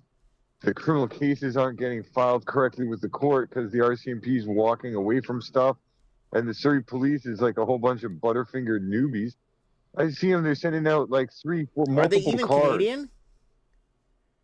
Well, actually, I've seen, because it seems like a bunch of new recruits. So they're what they've done is they've offered $30,000 signing bonuses to anybody who's actually got a police license who wants to come over from any other part of the Lower Mainland. And well, if you live in the area and you've been trekking to North Van or some other place or way out west to get a paycheck, hey, $30,000 signing bonus, and all I got to do is drive 30 blocks to get to work instead of 3 towns away. Yeah. Okay. So they got a bunch of that's what I was saying, that there's like 4 cars going out being dispatched to children, threatening, like high school kids, threatening other high school kids on the transit bus. And they're blocking off streets, and they're like nearly a SWAT team response. And you're looking at like, what's going on here? They're tying up like a single lane on a 2-lane roadway, like a residential roadway, for like 20, 30 minutes. They're just bumbling. And I've seen them. They've done it to me too, that all of a sudden there's 4 cars there, and you're like, yeah, I called you about a break and enter, and the guys run off now. Like, what the hell is going on with your dispatch? So there was nothing for 3 years, and then once they got up to some sort of, I don't know, ratio of having enough officers again, they're using police calls, like somebody broke into my store, somebody's breaking into my car, to do training. And this is what I saw. Yeah, so they wait until the supervisor gets there, and then all the other people in the 3 other cars that are already there, they go and they keep reporting. It's like bees to the hive, that they go, and then and you're like, what? It's I've seen the training taking place, and it's like, normally this would be 1 car, and then they would call in a report like 5 minutes later and be like, the suspect attempted to break in, was interrupted. Here's the description of the suspect.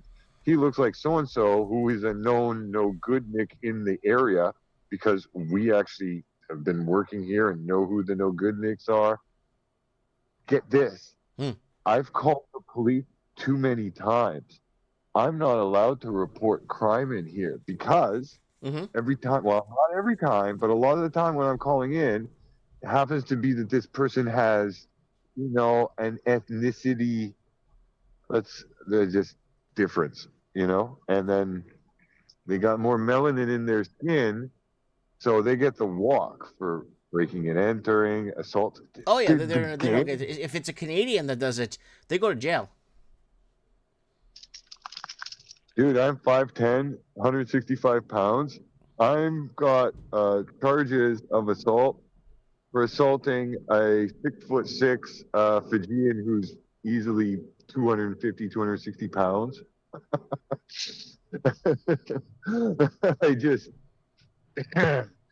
I kept telling him to stay on the ground and just wait for the police, and he kept trying to grab at me, and he kept the fight going, So, So we kept going until the cops got there, and then they're like, "Ooh, well, you can't keep punching him in the face." Like, well, what do you think he keeps trying to do to me? If he just sit there and shut up and wait for the police, I'd stop punching him in the face every time he tries to get up. Okay, you're going down for this one, Mr. Dumont. So, what do you see happening? Like, what do you see happening? Like, because I know Canada's being taken over. We know this. This is not new news. But what's in store for the Canadians? Like, what? I mean, they've already built the infrastructure. Like, after the war, they've already built everything, so they don't need to build anything anymore. What do you think is going to happen? Like, I know they're phasing us out. What do you see happening? What do you see in the next 5 years? The next 5 years in Surrey are going to be a catastrophe. I wanted to do videos about going and breaking into these construction sites because sometimes, in the day, I would see like a construction site, kind of corner building. Maybe it's only going up, 5, 6, 7, less than 10 floors, and going to be that residential on top, commercial on the bottom. 40, 50 people were working there when it was like October, November. Once it got to November and Christmas, like literally, it's less than half. It's only like a third of the construction sites are even operating. There's all kinds of places where they just put up the fence and it's just a gravel pit. And so the only construction sites that are still operating are government. There's a couple that they used to be almost done, but some of those, they still have the crane up. And so you think, oh, maybe 50, 60, 70 people would be working on this high rise still to put the rest of it together now that it's all built up 20 floors or whatever. And they got to put the rest of the window. There's, still top floors that they got to put the windows in. Nothing for months. And it's just everybody's walking around with a chip on their shoulder looking for something. I guess all these migrants that have been getting work summer after summer after summer, there's no work. And so it's either drug dealings in gangs, prostitution, or robbing people. And they're getting away with all of the above. But, they won't be touched. When you brought up the other day that you are not allowed to call the police to commit crime, that also happened to me. There was a guy in my town. You could watch the Merit Harassment series on my channel. It's up there, the Merit Harassment series, where there was a guy in town harassing me and my family hard. He made websites calling me the Merit Molester, making shit up about me, giving me the finger every time I drove by, illegal cease and desist orders. He called the city to issue, like, to try and tell the city that I'm trying to lure children into my game store so I can molest them. Like, he made up so much shit about me. Every time I would go to the police and tell them, look, this guy's doing this, or have him on camera doing this at the pharmasafe, threatening me, giving me the finger, coming to my store threatening me. Every time I would go to the RCMP, the last time I went, they said, if I ever call the police again about this, they're going to charge me for harassing the police. And they told me they had real police work to do. Yeah. I've had them show up like multiple cops, like 3 or 4 other police and a supervisor that's like the shift supervisor that's like, I got out of the office and came here in my car. I've had them call me and say, because one of them, I thought the guy was, it was like a targeted hit or something. They blocked the car in. It looked like there was some sort of road rage. This guy gets out, starts pointing a handgun at the other vehicle. I run with my dog across the street. So I'm hiding in the bushes across the street, like something's going to crack off here. I started calling the police. That, like I said, it's like these 911. It's when you get a female and they're just like, no, I am in control. I'm asking the questions. You have to answer my question. It's like, I'm giving you a play-by-play of a crime that's taking place. So I never got the license number or a better description of the white car that I thought was the victim. It wasn't, because the cops went and they did a whole raid on, and they said they couldn't find a weapon, not even like an imitation BB-1. And I figured it out after, because the police went to the wrong street. First, the dispatcher sent them to the wrong street. And then when I'm like, I'm going to get off the phone, like, you are just, I'm done. I'm going to go over there and knock on the door myself. I say, you better get here quick. And So what it was the shift changeover between the drug guys. So I guess maybe if one guy was late or one guy was like, when they shifted the drugs and the gun from one car to the, because that same address, I've seen the police having the roadblock down and having the searches and the forensics unit, and the whole corner of that street was blocked down for a whole evening. So I know that that house is already involved in the Kalistani gangs.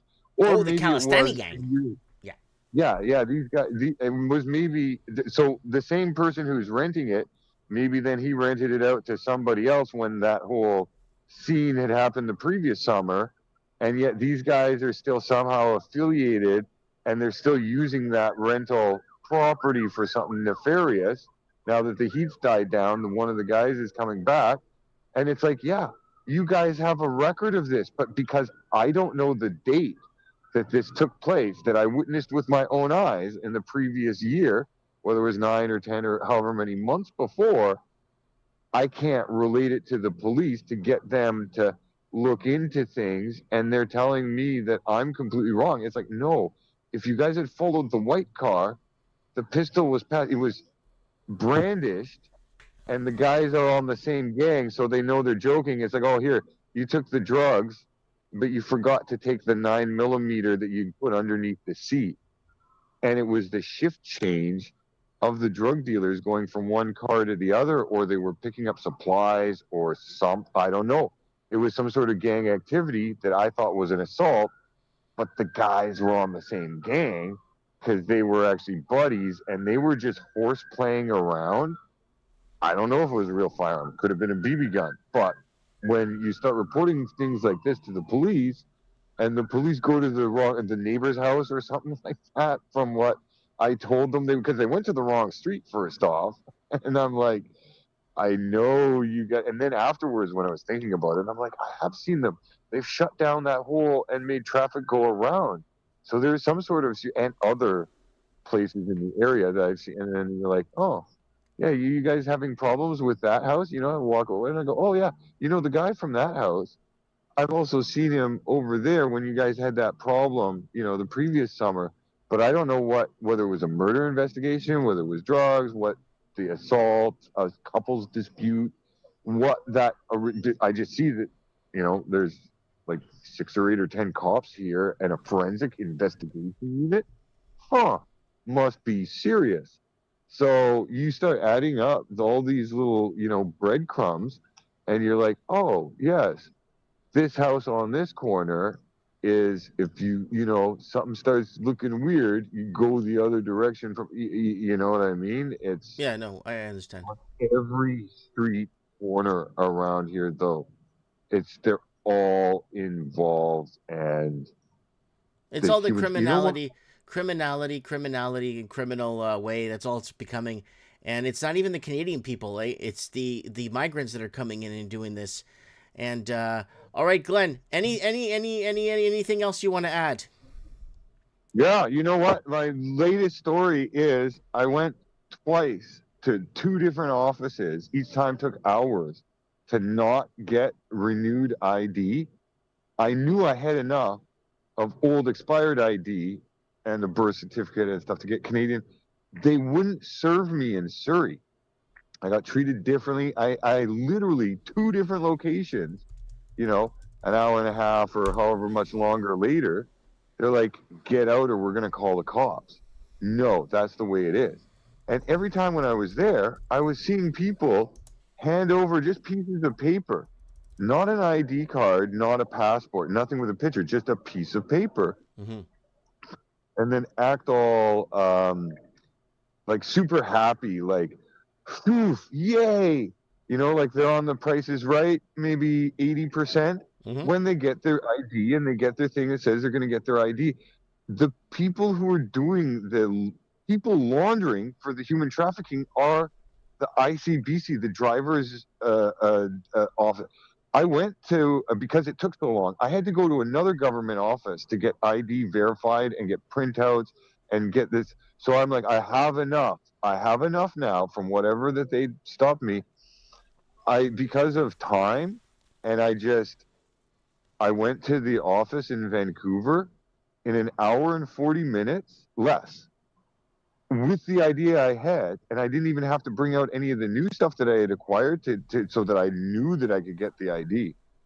So I was served. So I was correct that the ID I had brought the first time was enough that I had been refused from 2 separate Surrey offices. So I know that the reason why it's only less than 10% are old stock or heritage Canadians even going into that office. Oh, it's all Chinese and Indians and everything. There's no Canadians anymore. The Canadians had to build the building, though. The Canadians had to build the building so these people could come there and work. That's how Canada functions. Well, right? Every time it was a Caucasian, Eurasian, BC woman who kicked me out, but they had the boss and everybody else around is of some other denomination, but they had to prove themselves to be on their teammate side of anti-white to kick whitey out. I saw that in there. I was just like, what do you? Oh yeah, it's Canada's Canada's been anti-white for like 10, 15 years now. It's like the buildings are built. The Chinaman and the Indians or whatever, they could come and live here. It's already built. It's already been built. So they don't need the European expansion here anymore until it starts falling apart, right? So, anyways, Glenn, I'm going to let you go because I got another caller here from New Zealand that wants to call in. Oh, New Zealand is like standing on his head, man. You better put him on before all the blood rushes to his head. Well, he's down under. Down. Yeah, I think it's Monday there, Monday afternoon there. So I'm going to give him a call. Hey, no worries. I'm just saying it took 10 plus hours to not get ID. I went back a third time, but then they weren't taking walk-ins. So they won't serve Canadians at the Canadian ID. They're laundering the people. The fake IDs are being printed in Surrey, it's not even coming from the other side of the world. And Gurpreet Gurpal changes to Gurpal Gurpreet or Gurjeev Gurpal. You know what and they're the funny business. I bet you 50% of the IDs that are coming out of some of these locations on some days are completely fraudulent, and it's our own government producing the fake ID for these people in Surrey. Yep. You go to New Westminster, you go to Vancouver, it probably goes back down to that. Well, Vancouver was caught several times. They caught a Chinese ring that did 30,000 driver's license for Chinese, like 30,000 and like 10,000 passports and shit. The ring was caught like 2 times, and the police did nothing to them. They just took their stuff and say, "Oh, you got caught this time. Try not to get caught next." You know what I'm saying? So yeah, but you get caught with a hangnail or you know what I mean, scratching your butt with a paper clip in the wind blowing the wrong direction, and you sure will be sent up to Rikers Island until this is what the C9. So you can't even say boo about it, but no, that's how they're laundering the people, is right through the government office. Yep. I mean, those are the smart ones. Those are the ones that have the money, or that they just spent all the last of their money that they had, the last $2,000 with their friend, and now they can renew and get that free refugee funding and free hotel. They'll free apartments, free everything. Yeah. Why not? None of those numbers are correct. So many people are like, "Hey, this sucks. I'm going to the USA. I'm out of here." Well, if you go to, for example, Stats Canada, and you look at immigrants into Canada, whatever, there's like almost no Chinese. But you go to every town, there's Chinese everywhere. Like everywhere you go, there's Chinese people. Yeah. But it shows there's no immigrant. But what they're doing in Canada is once these people receive their papers for Canada, they're no longer Chinese anymore. They're Canadians now. But you're still Chinese. I don't give a shit what papers you have. I'm a Portuguese. I can get my papers to say I'm Canadian. It doesn't mean shit. It doesn't mean I'm a Canadian. You know what I'm saying? So, I don't know, man. Yeah. Anyways. You got to get the full maple leaf tattooed in red on the left butt cheek. Otherwise, you're not Canadian, man. It is. I know what you mean. All right, Glenn, thanks for calling in. We'll get you back on in a couple of weeks, okay, buddy? Keep us updated, okay? Yeah, God bless, Mike. God bless you, brother. Stay safe. There's no fun in that. Bye-bye. All right, that's our boy Glenn there on the streets of Surrey. updating us on what is going on. And we got Craig over in New Zealand. He wants to call in. He's probably going to give us that was Glenn 420. 420 Glenn there on Mike of the Night. And we got Craig Cook. But before we go to Craig Cook, guys, if you want to watch something, watch the Merit. Here's what it looks like. Go to my channel. Go to playlists. Playlists right here. Go to the Merit Harassment series. Oh, you'll love the Merit Harassment series. Watch it in order, because who is Mary Gilroy? Who is Diane Bronson? Who is Mike Boner? Who are all these people attacking me? I really, really, really recommend that you guys check this out. It's really, really nice. It's Diane Bronson episode is really good. Mike is a stupid man who simply cannot leave alone. He is such a rich dog who has nothing better to do to imitate the poor who are trying to earn their lives in merit. So this was all done to me and orchestrated, like huge. Entire websites were made about me for opening a business in town. That's it. It's not because I'm on social media with you guys. Not we're trying to expose things or figure things out. For opening a business. I went through absolute hell. Hell. For just opening a store. Right? So, anyways. All right, let's get our boy Craig on the show. Here on Mike in the Night. Episode 643.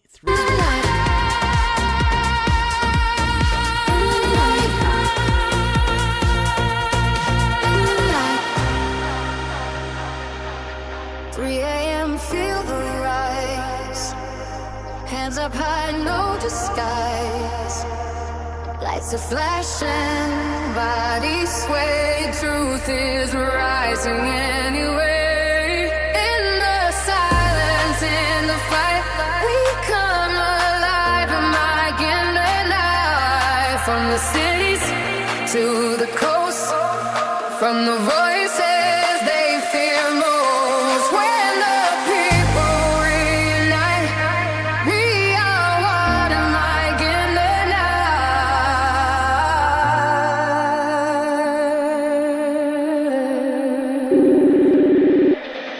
3 a.m. Hey, Mike. Hey, everyone. Woo. How's it going, man? Guys, we got Craig Cook, our correspondent for New Zealand, here on Mike in the Night. Has been Are here you for- enjoying the...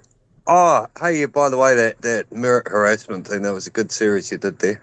Did you watch the Merit Harassment series? Yeah, the Did you see Karens in so real much life, shit. real life Karens of merit. Holy shit, we went through so much shit just for opening a store. Mister, he's just forming an opinion.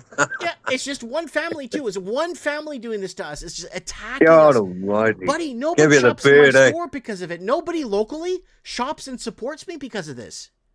The amount of times you got the bird from that fella. Oh shit. That guy, when they made the Merit Molester websites about me, fuck, that killed me, Craig. God.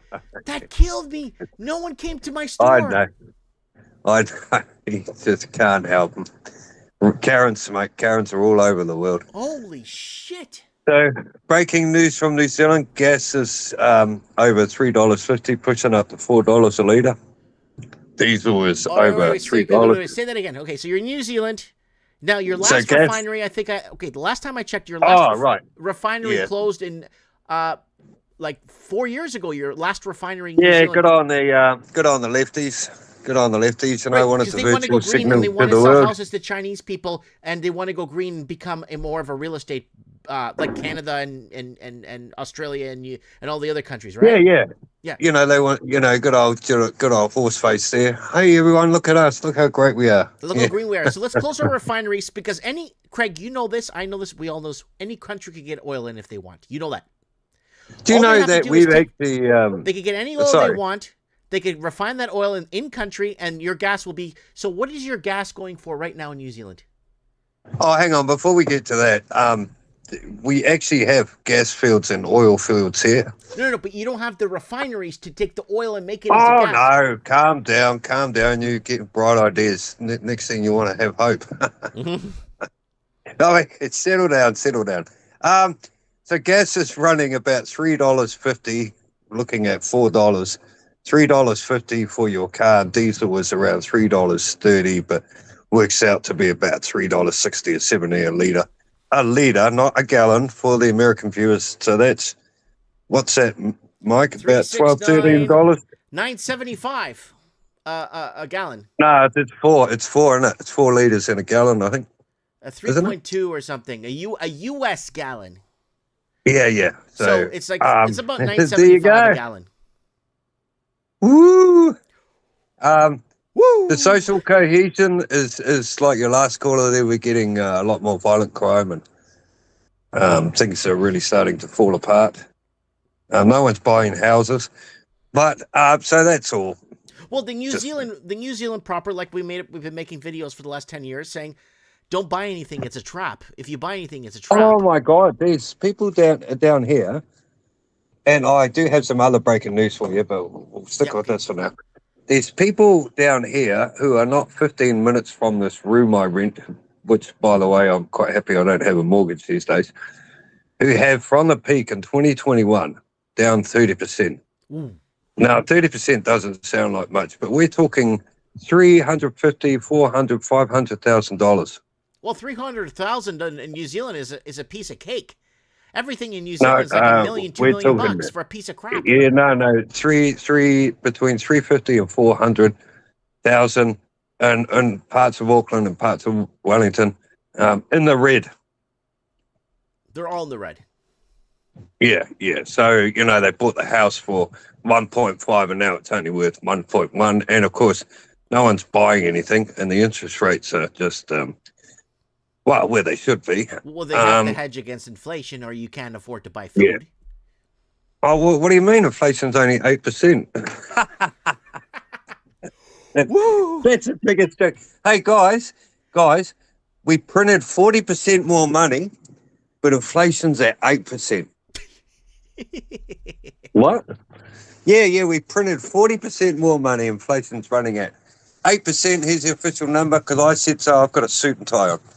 It's like it's running 13-14% right now, and then with the housing pressure going on, and right now with the markets and the you got the geopolitical problems in the Middle East. Oh my boy. God, what a nightmare that is, isn't it?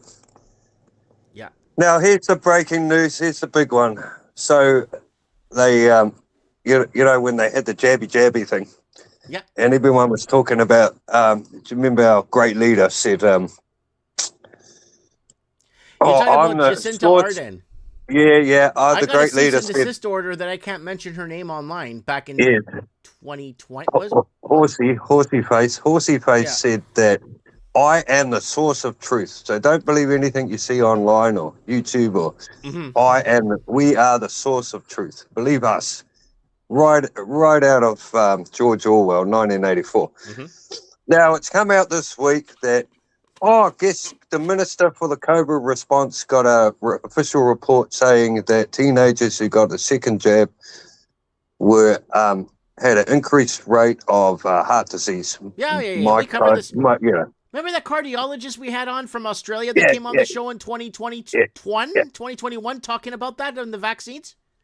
Yeah, and everyone's talking about it like, oh yeah, what a shame. Oh, boo-hoo. And so, well, hang on, you CUN people. You just it's unbelievable, Mike. It's unbelievable. And the last thing I want to add is that I agree with you. Something is coming spiritually, but I'm starting to notice in myself separation between those who are in the faith and those who are not. Yeah. So that's just my kind of feeling on it. And those who built their world on their life on material things and the new Western religion, I think they're going to have a real hard time soon. But those of us who built our life on our faith, and that we will be all right. Yeah. We're just doing. I just felt like doing the show tonight for some reason. I know we do Monday. My Monday is your Tuesday, but I usually do Monday nights. Well, I Yeah, don't know. yeah. The house was just dead. And that's why I keep telling everyone, guys, join our email here. Where is it? Your email, MikeMartins1988@gmail.com. Send me an email and tell me you want to come on the show for Mike in the Night. Send me an email that Oh, you I tell you want. what, No, there's send me an no email. one's on the. Yeah, Hold on. sorry. Whoa. Send me an email if you want to be on our mail list, so when we go live, you don't miss the show. That's what I meant to say. Sorry, Craig. Go ahead, buddy. Oh no, I was just going to say, being a commercial driver, there's not a lot of people on the road now. Feels like summer holiday when no one's got any money. There's no one on the road. Because- There's no congestion in the highways in New Zealand. No. Oh, we about at least. Yeah. I mean, I don't have any stats, but I would say 25-30% less traffic on the road. That's good for you. Yeah, it's good for us, and but I have a feeling. Here's a bit of a prediction for you. Mm-hmm. I have a feeling that because we do have this thing here in New Zealand, it's called food, and we actually make our own fertilizer, and we have fresh water. I think that we'll be getting probably in the next 5, 10, 15 years. Mm-hmm. Yeah, we'll be getting a lot more immigration, so that'll, yay, they'll keep the house prices going, yay. Yeah, they got to get that economy, because your country closed down. Remember in 2020 or 2021, closed down its oil to fuel refinery, the last one you guys had. Yeah, that's right. Well, yeah, because you want Chinese money to the economy. Yeah. They've rolled out a 4-point lockdown plan. Mm-hmm. Level 1, 2, 3, and 4, and right now we're at level 1, and then level 2. Get less out. trips. Get out of town. They're doing another lockdown bullshit. Yeah, they rolled out their framework for another potential lockdown, and get out of town. Yeah. Are you serious, Craig? It's unbelievable. Holy shit! Oh yeah. It's not good. It's really. So they're pulling I that don't know. shit. I don't know what to tell you, but just. I mean, now I've sent you. Yeah, I was guilty. I sent you some clips, but I did send you a video as an Aussie guy on YouTube for your perusal, talking, and he goes into more detail about the numbers and the specifics, and you're probably up on it anyway. But with the oil and the refinery and that kind of thing. I've also sent you a couple of photos here. Last time I went did my food shop, I think I paid $130, and I got equivalent of about a banana box of food. $130 for a little bit of food? Yeah. So if you look at your messages, you could see that there. That was a religious experience, and not in a good way. Yeah. No, I hear you. Yeah. Oh, and Biblical bonus round. intervention. The government can't just print money in, because we're just about reaching our, debt level. Yeah. So they can't just print money and give money out like they did in COVID. But they are giving $50 a week to the working for families people. The poor working for families with kids. $50 for fuel relief. Mm-hmm. Mm-hmm. Which is not much really. It's if all of nothing. So yeah. So there we go. Live from New Zealand. Keep smiling, people. Yeah, keep us updated on the fuel. So what's a pack of smokes at still? $40? $45? $42. $42 for a pack of smokes. Do you chew tobacco? No, I buy smokes when I can, and I'm trying to give up. And Okay. they tell me it's bad for me. Yeah. Shit, man. It's it's bad for you. It's so bad for you. Oh, look, am I allowed to swear here? No, I don't care, man. But it's just like, it's so bad for you. How about just fuck off, Karen? Just leave me alone. yeah, just How leave about me that? the fuck alone. Just fuck off. I'm not fucking. Oh, yeah, I had a smoke and I went home and beat my wife up. Oh, that's right. I don't have a wife. Oh, why not? Because I don't have a house. Why don't I have a house? Because you fuckers screwed me. So fuck off. Yeah.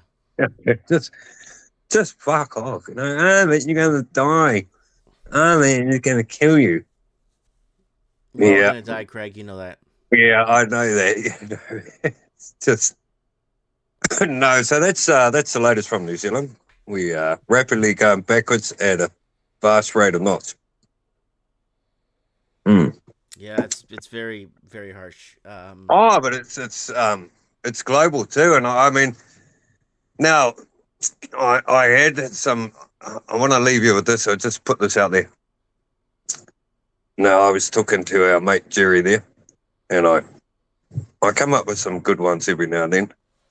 Now the fact that globally the leaders and industry and the governments, you know, the people in charge, learn nothing after those lockdowns and, you know, the supply shortages in regards to the just-in-time system and that way of operating. The fact that they didn't make changes and didn't see this coming, or maybe they did see it coming, is beyond negligent, and is absolutely unforgivable, and it's abhorrent, and you know, it's negligence, and that's my thoughts on that. Because, you know, in the 70s and all that, and you remember that, and Mitch and the older guys around here too will remember, oh, oil's going to run out. You know, so why the hell? Again, we've been talking about this for, you know, this, our Earth. Yeah, but, oil. you know, the governments, because that was the other side of it. You know, all the Western world governments got all this money, billions and trillions of dollars in taxes in the last, you know, 30, 40 years, the greatest economic boom in the history of the world. And now they're like, oh, hey guys, what do you reckon? Maybe we should, maybe we should have a bit more stock. Like, yeah, it's abhorrent. You know, it's not funny. It's not by accident. I find it negligent and morally abhorrent that we have to go through this. Millions will starve. And the destruction of wealth, what's coming, Mike? Just because some bloody tosser down in Wellington or Vancouver or Washington decided that saving a special species of snail and doing a $200 million study on it, or figuring out if you're a man, woman, or you're a bloody weirdo, was that's more all money important. laundering, dude. Yeah. Oh, yeah. So that's my thoughts on that. Yeah, that's all money laundering, Craig. You know that. Yeah, I know that. But God Almighty, God, like just the dumbness of it, eh?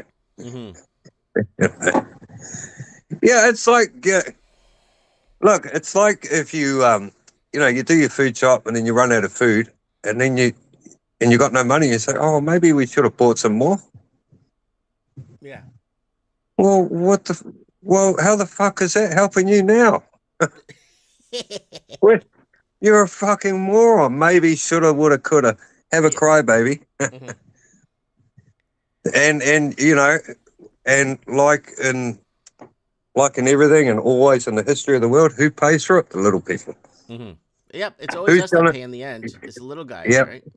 It's the little guy. So there you go. No, You but know what the otherwise, best thing stay in your is? face. You know what the best thing I Right. feel so great about or happy about, Craig, in the end? Yes. Is that I didn't sell my soul on social media. I had so many chances. Remember, we talked about this on the show, where I showed you the emails. We read the emails about how they were going to pay me up to $3,000 American an episode, or $2,000 American an episode of Mike of the Night. They were going to supply me with the headlines. They were going to find me my callers for me to call in to make the show good. I was going to become the Joe Rogan of Canada. You know what I said? Fuck you, man. I'm never going to. Yeah, that's right, Fuck that's right. you. Yeah, that's right. I'm never You gonna sell can't. out. No way. No way. Now I'm 40 fucking 8. I'm gonna sell out. It's like walking 3/4 across the street, bro. Well, I'm 50, so I beat you to 50. There you go. Yeah, but I'm saying it's like walking 3/4 across the street. What the fuck's the point, right? It's like, I don't know, man. Yeah. Money can Yeah, no. buy a lot. Like all these new influencers that are coming out. All these new influencers, they're all making good money. They are. The analytics, they're making fucking great money. But they're just allowed to do it. They're allowed to follow something, be part of something, as long as they stay in check, right? Yeah, And stay in Mike of the lane. Night, I can't stay in check. We need to call it out. Yeah, stay in your lane. Stay in your lane. Follow the rules. Yes, sir. Oh, it's just so amazing. Oh, it's all right. I've got a job. My boss is good. I like my job, but geez, God Almighty, fuck off with you. Just fuck off. I noticed on TikTok, I've seen videos of Australia's having a real hard time. There's been guys in trucks in the middle of nowhere. Been like 200 or 300 garages literally run out of fuel for cars and for trucks. Guys, Mad driving. Max 2.0. We've been talking about this Mad Max 2.0 down under. Yeah. Oh, it's coming. I mean, there was a guy there I saw him. He made a video. Said, "Oh, I've been driving. I got a quarter tank. I've driven like 600 miles. I'm in the middle of the nowhere, and look at this. There's about 20 trucks here, and he showed you on the video, and they're all parked up, and they've got no diesel." Yeah.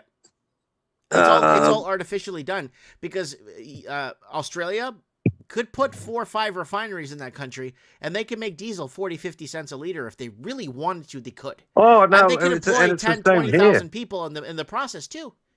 But they don't. Well, and we've got the the same thing here, Mike. We have oil here in New Zealand, but because these left-wing retardos said, "Oh no, we want to be green. Look at us, how faithful we are."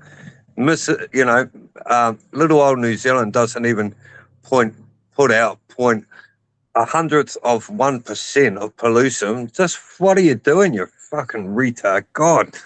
Yeah. Jeez, can someone just take that dumb girl out, yeah. Where they tapped oil off the coast of Wellington. They found about 7 oil fields back in the 70s. I think it was the late 70s. And they closed it up. Well, of course they're going to close it up. That means your fuel's going to be cheap. That means your food's going to be cheap. That means your life's going to be cheap. If they open that up and make fuel and give you guys fuel, your life will be easy. But you have to bring it in from fucking God knows where, refined. Well, I mean, we have a situation here. We have a coal power plant. Okay. Yeah, but you don't own that. The Chinese own that coal power plant. No. We have a coal power plant which helps out with, with the electricity, back it up, because we have a lot of hydro, peak demand and all that. So they'll put dirty coal on a boat from somewhere like Thailand, right? No, this is true. But they won't dig it out of the hole in New Zealand because they'll say, "Oh, it's bad for the environment." But they'll what they do is they put it on a boat and spend all that carbon emissions to send it over here, Like, just bloody retardville. It's so retarded. If you look into the coal mine, the New Zealand's biggest coal mine is Chinese owned, by the way. Oh, of course. They own that patch. I think my generation is one of the last things that's going to be made in New Zealand. No, not good. I'm sorry. I don't have good news for you, but I'm still working on my music. I had a bit of a gig on Saturday, so that was okay. Nice. I've been working on some health stuff, concentrating on work. Work's okay. I've been really blessed because I deliver steel, so that's quite a staple kind of industry. Because a lot of farmers get steel and workshops and a lot of industry. On the maintenance side of things, Yeah, machinery breaks down and needs fixing. So but we are down. We certainly are not as busy as we were 2 or 3 years ago, but we get enough. We get enough. But no, it's not good. My retirement savings is down. I've lost about $5,000 on that. Oh shit! No. You're like, I know, retirement investment, whatever the shit is. Yeah, with the markets. I do worry about the. I do have a feeling that the fuel crisis will go on a lot longer. Yeah, and I think that that will. I'm picking maybe 3 or 4 months. Well, it might be sooner, but that will start to flow through into things like food. And so I do have concerns about crime, increased crime, one-on-one crime. Like I said to you before, I think you'll see this globally as well. People will get carjacked for their groceries at the supermarket. Oh yeah, they're gonna be carjacked. That's already been happening in parts of Canada already, where the people are been stealing groceries from other people right in the parking lots. Yeah, and fuel wars and yeah. So no, not good, but it's good to be aware of it, situationally aware. So at least you can stay safe and pray. But I mean, I suppose on the good side of things is, hey, it's a great time to know God, and this is a time we'll start to see some miracles. Yeah. And I really believe that. Biblical intervention ahead. What's that? Biblical intervention ahead coming up. Oh yeah, 100%. So don't lose hope, guys. Just smile and wave, and yeah, it's just retarded. Our friend says that, doesn't he, all the time? Yeah, you're just retards. You just fuck off. All right, Craig. Did I hear your feelings? I'm so sorry. Yeah. Leftover Darrow. Thank you, Craig. No, hey, thanks. I really appreciate you having me in. All the time, buddy. You're a correspondent for New Zealand. You know that. Yeah, thanks, mate. I'll keep it. Give it another month or 6 weeks. We'll call in again. But thanks, everyone. All right, I'll get back to the show. All right, God bless you. God bless, mate. All right, that's our caller from New Zealand, the voice of the Commonwealth, Mike of the Night. I want to thank Tio for buying me a coffee. Tio has been buying me coffees every week now. And I want to thank Bruce for buying me a coffee. Thank you so much, guys. So for the coffees here tonight on Mike of the Night. So let's create our little Buy Mike a Coffee if you can. I should make a Buy Mike a Coffee song for you guys. So you guys, when you want to buy Mike a coffee, you can buy Mike a coffee. You know what I'm saying? But that's all I ask. If you want to buy me a coffee, there it is. Whoops, there it is right there, guys. Don't forget to buy your boy Mike a coffee. I would really appreciate it so much. It just helps out our, it buys me a coffee is what it does. And I actually use it to buy coffee and stuff I need for the store, little things I need. There's a channel right there. We got our check mark now, but we're not getting any views on our videos, guys. So we got no views. Like our viewership is like dead. And I don't know what to do about it, but the viewership, it's just dead. I can't get past 300 views on a video, but on Facebook and Instagram, we're averaging 6 to 7 million views a month. Facebook and Instagram, look at that. Look at the shares. Facebook and Instagram is blowing up, and I've been blowing up like crazy on Facebook and Instagram. Holy shit. Holy crap. So what else we got? There's the Instagram there, and then we got our TikTok. We were on our 3rd suspension, and I'm pretty excited about that. And look at that, follow back. Look at the following. It's growing nice. And guys, MikeInTheNight.org. Get over to MikeInTheNight.org, guys. And watch past episodes of Mike in the Night if you want to watch some old stuff of Mike in the Night. We have an episode here with Tommy from like 2 years ago. I'll show you here. Where the redrawing of the Israel new map, or the new Israel that they're going to redraw. It's on the thimble of the show. Here, let me see if I can find it for you guys. It's a long time ago, though.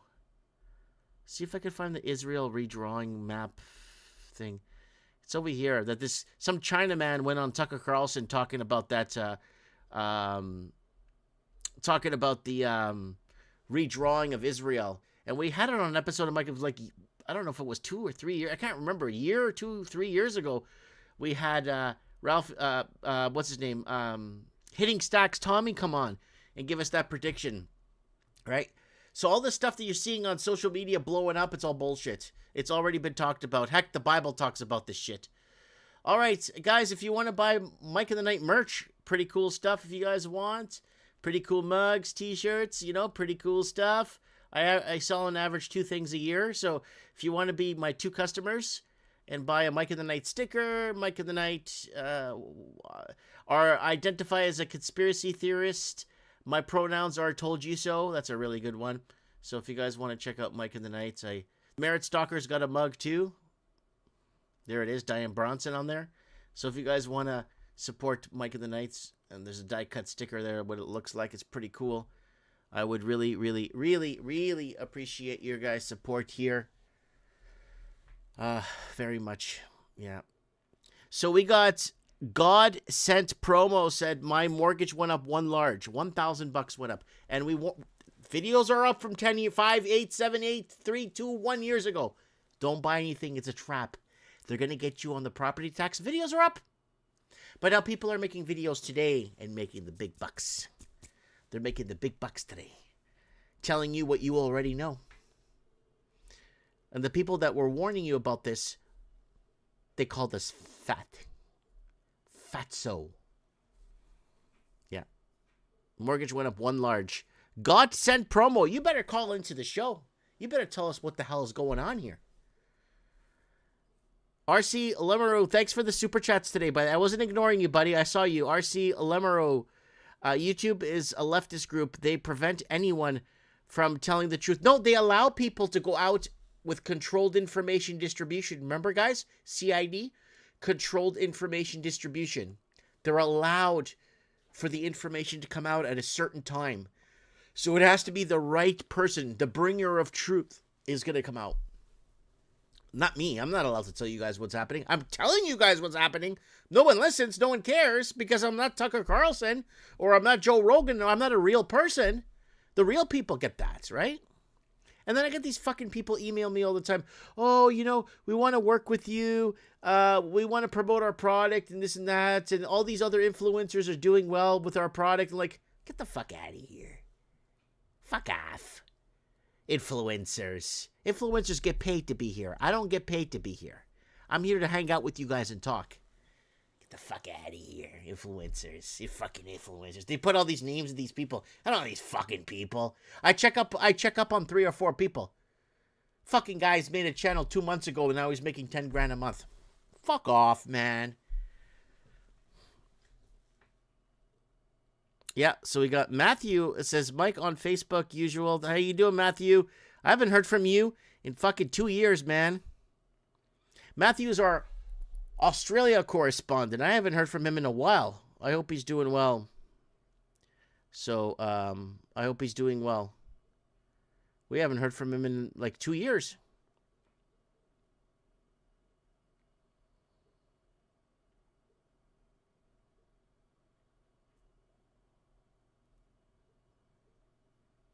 So it says, Mike, if I identified... Yeah, so if you identify and you check the boxes, there's this lady on YouTube bragging how she has 400,000 subscribers, but she posts the same content on Facebook, Instagram, TikTok, and all those other pages.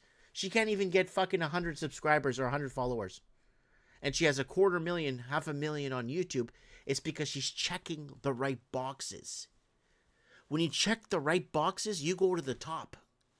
Right?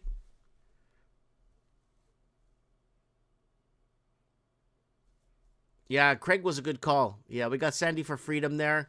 Yeah, Craig was a great call. Yeah, our New Zealand correspondent.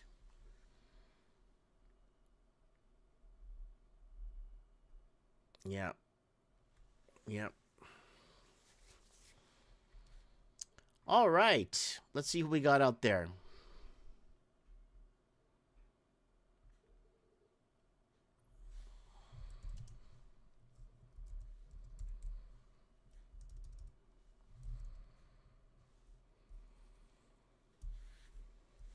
All right, see if we can get another caller on here.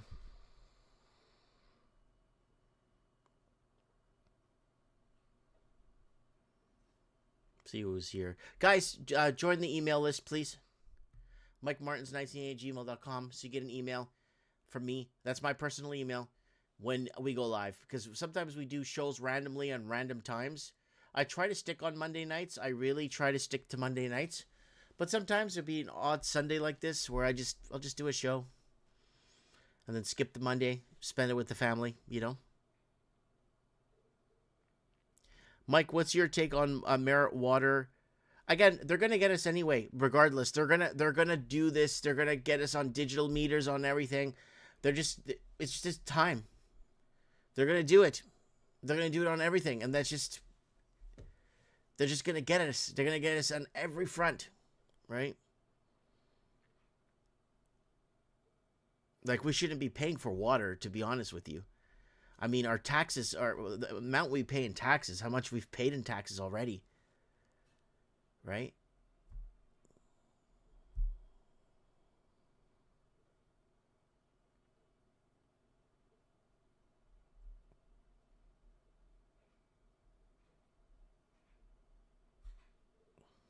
Yeah. It's bullshit, man. It's total.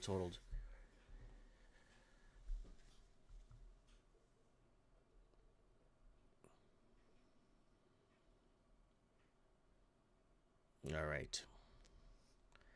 Let's see what we got here. Oof. Straight out of Merit. I don't know. Should we do straight out of Merit? All right. Intermission. 2-minute intermission, guys. I'll be right back. Straight out of Merit. You are now about to hear Oh, yeah. the voice of the Commonwealth.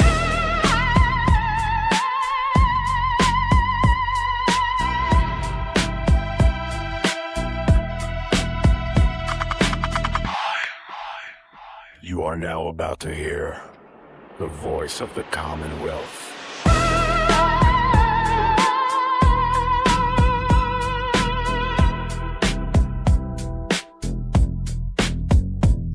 Straight out of Merit, crazy podcaster named Mike Martin from the show called Mike in the Night. 3 in the morning and the city still breathing. Truth on a mic while the whole world's sleeping. News ain't real, man, the script's been written. Mic on the air and the signal ain't hidden. From the coastlines out to the prairie towns, people tuning in when the sun goes down. No suits, no script, just a mic in a fight. When the clock hits 3, it's Mike in the Night.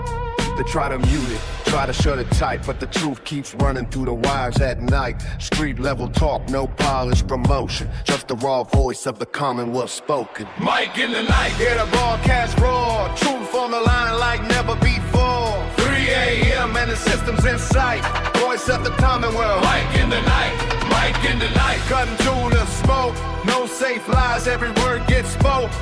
From the streets to the satellite height, voice of the Commonwealth. Mike in the Night. Government papers and midnight deals, backroom whispers, spinning the wheels, but the people still watching, they reading between every headline flashing on a glowing screen. Radio waves cutting straight through the lies, late night signal, opening eyes, no filters here. When the words ignite, it's the underground hour, Mike in the Night. Truth move fast when the silence breaks. One microphone and the whole world shakes. They can try to spin it, but the people know when that midnight broadcast starts to flow.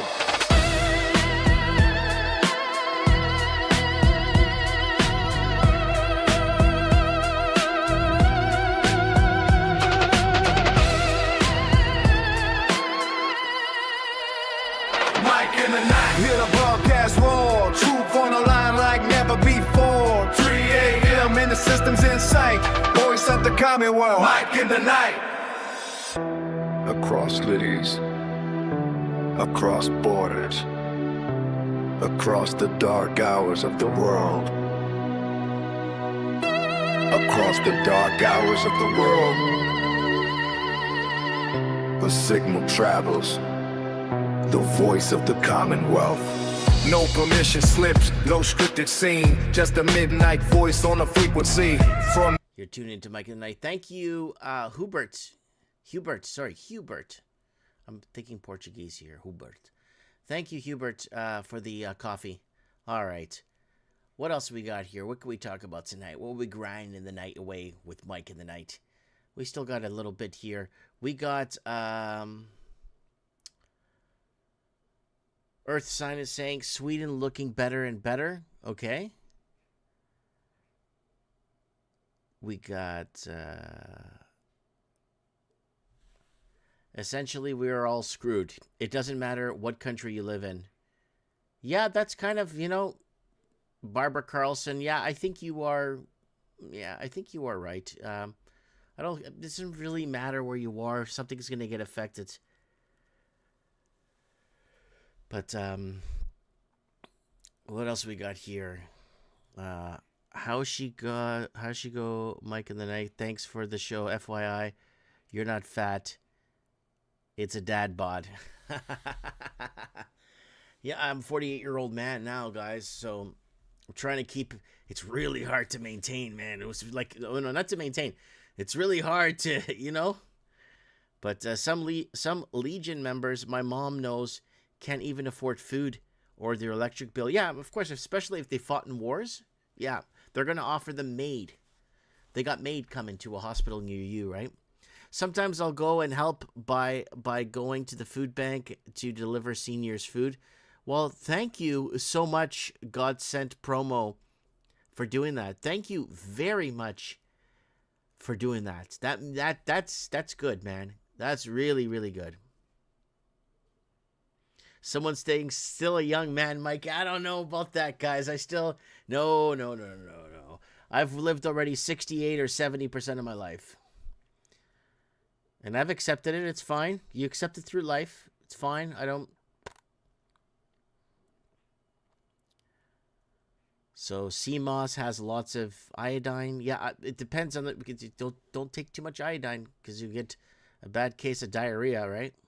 All Western countries need to follow Poland's lead. They won't accept migrants. Yeah, Portugal did the same thing. They're banning hijabs and they're just deporting people left and right. When I was in Portugal a few months back, guys, when you guys get time, because I don't get a lot of views on my YouTube. Maybe YouTube is like dead in comparison to the other platforms. But if you guys get time, go over to the channel for me. Just go to the channel, scroll down. Here's your episodes of Mike of the Night that we could do on YouTube. We're missing a lot of episodes, like hundreds of episodes, because we were banned, right? There's the shorts. There's our adventures in Portugal. You can watch. This is a really good one. Price of food, places in Portugal, me filming the highways, showing you guys different towns and different things to look at if you want to be an expat and think of, look, I went to a soccer match. Everything, look. It's all here. Our Lady of Fatima. It was really good. And then Philippines Adventures. Who wants to move to the Philippines? There's lots of really good videos here for you guys. Coconut harvester. And then you go to our $7,000 house we built in the Philippines. And this playlist is really good because this shows you all what we're doing in our home in the Philippines and what we're looking at. The walk to the beach, from my house to the walk in the beach. I do it's really a 2-minute walk, but I took 4 minutes. I took 4 minutes in this walk because I wanted to take my time. So I'm walking to the beach, to our beach. There it is right there. And show you guys where I'm at.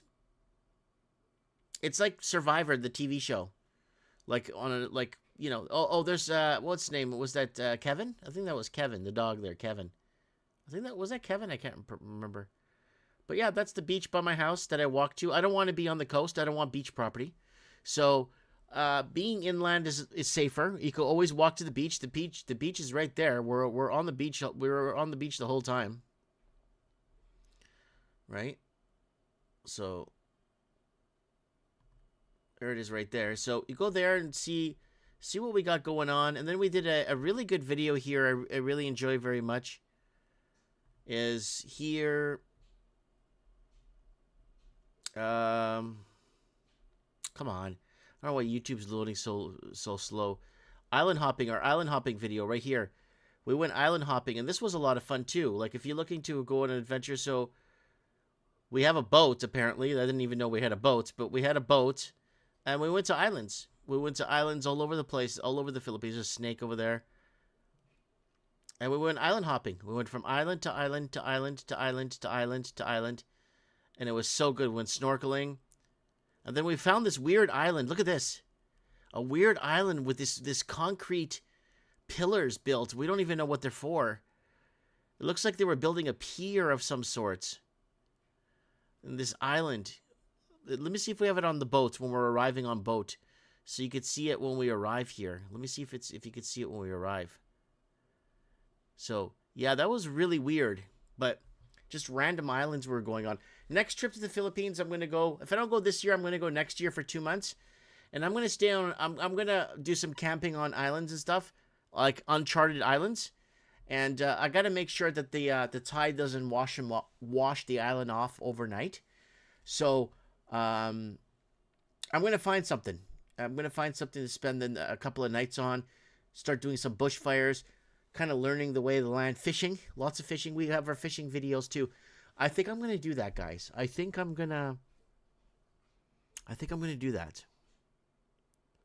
Thanks, artbydano.com. Island hopping video was awesome. Yeah, thanks, buddy. Thanks, Dano.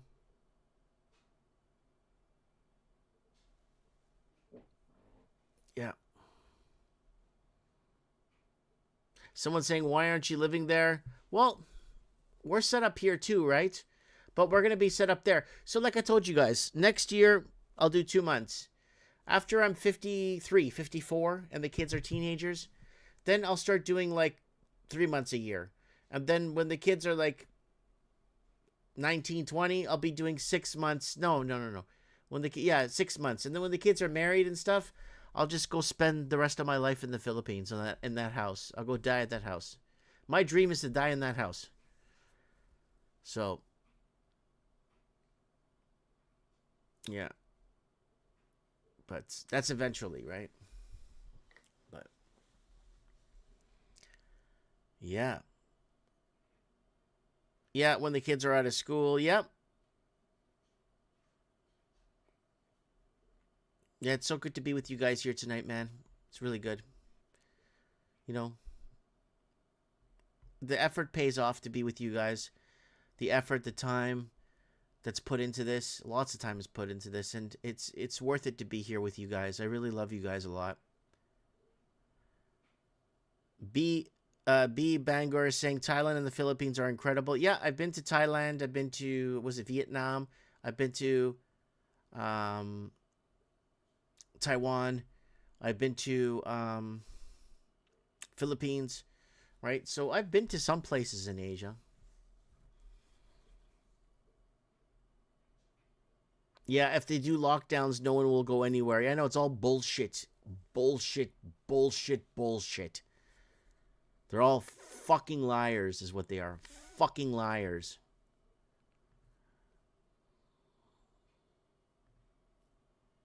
Fucking liars.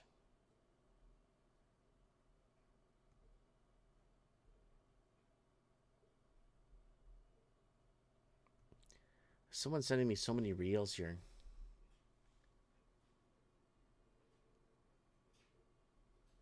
So, yeah.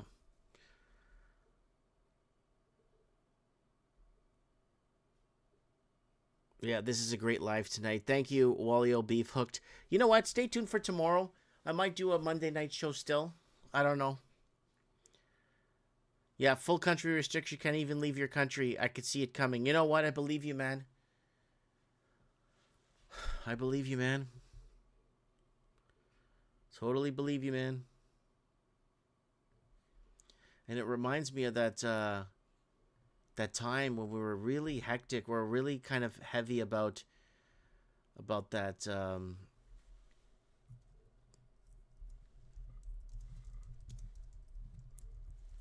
show you what I'm talking about.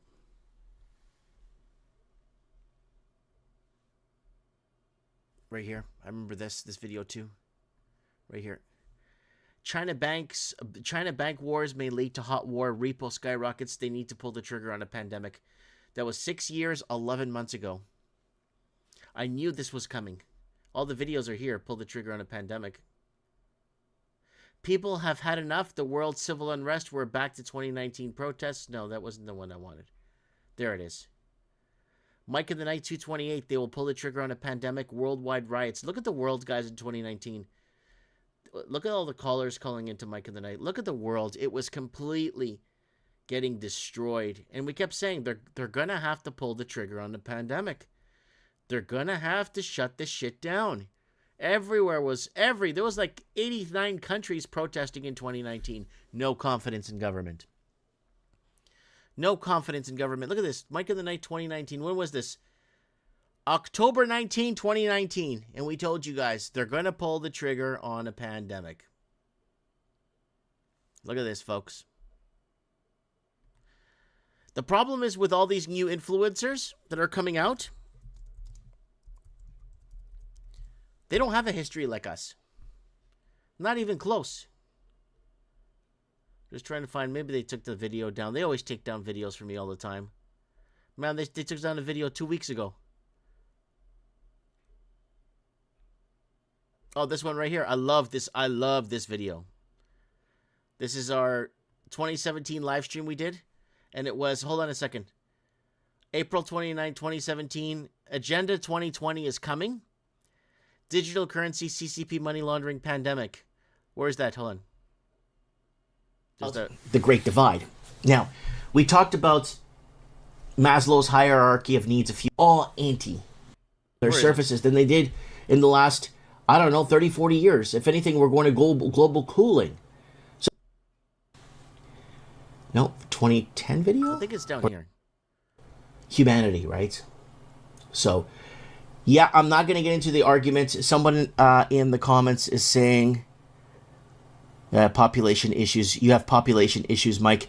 Yeah, I don't believe the world's like six whatever billion people. I just don't believe it. I don't believe we have that many people in the world.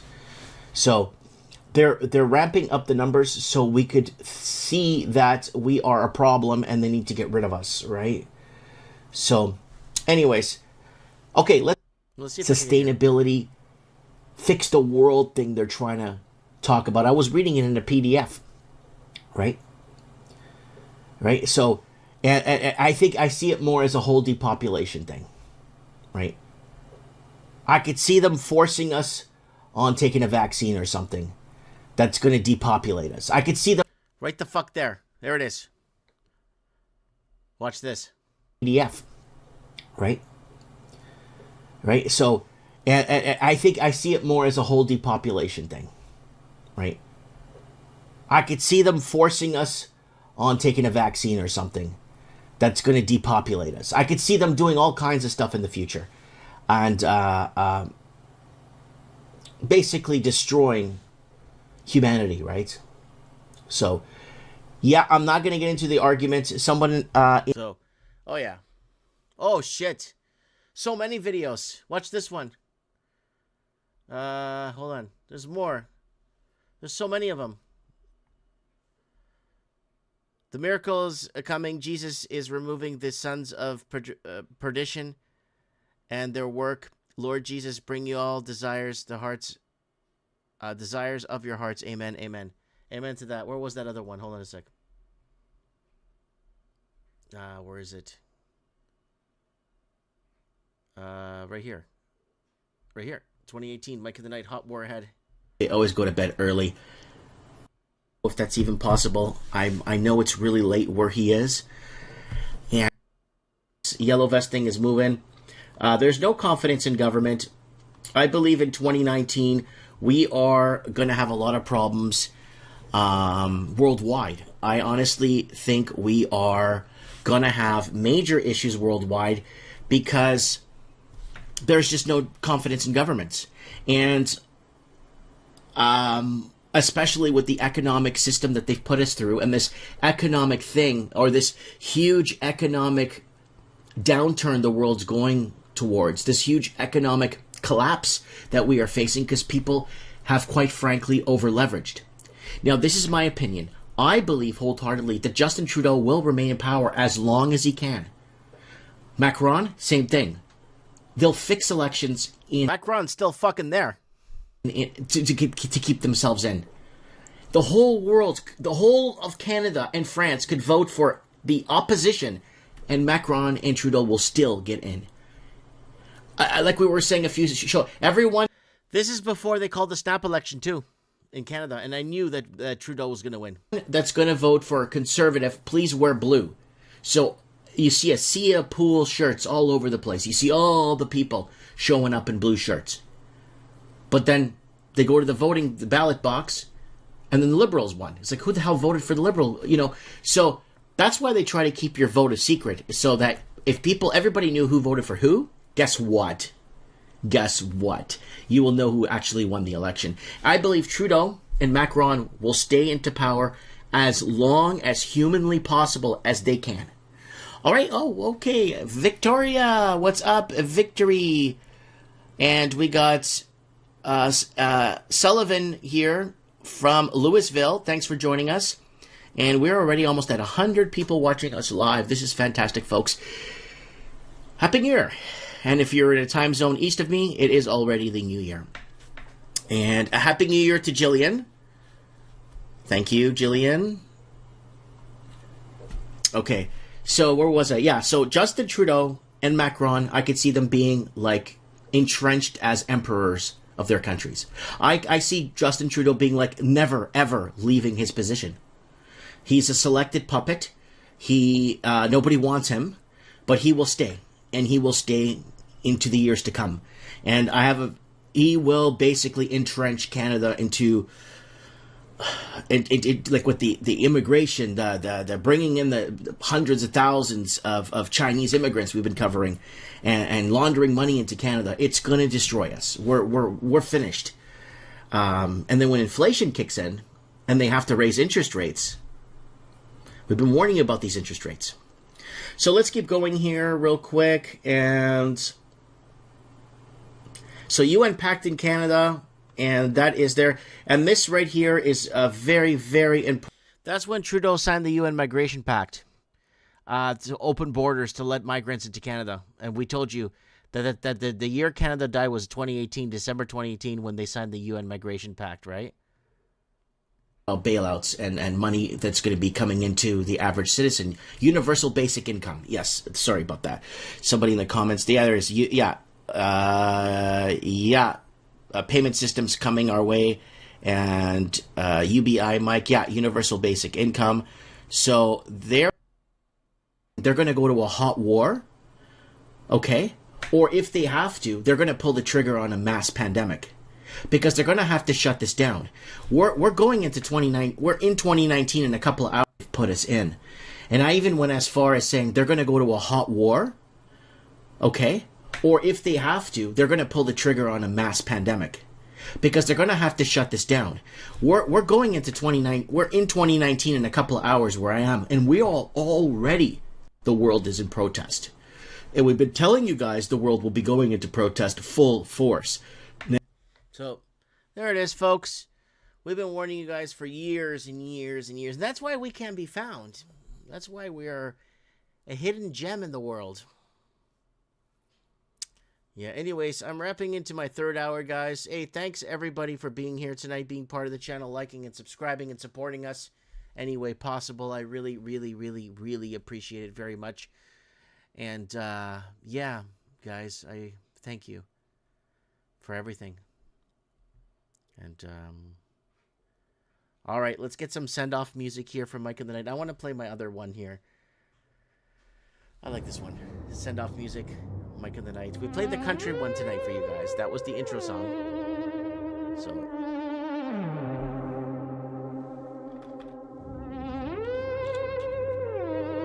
Transmission intercepted. Thank you, Rick Silver. Thank you, Rusty Behemoth Hammer. Signal detected. Mike, So, in the night. Bangor, thank you. Rick Silver, 55.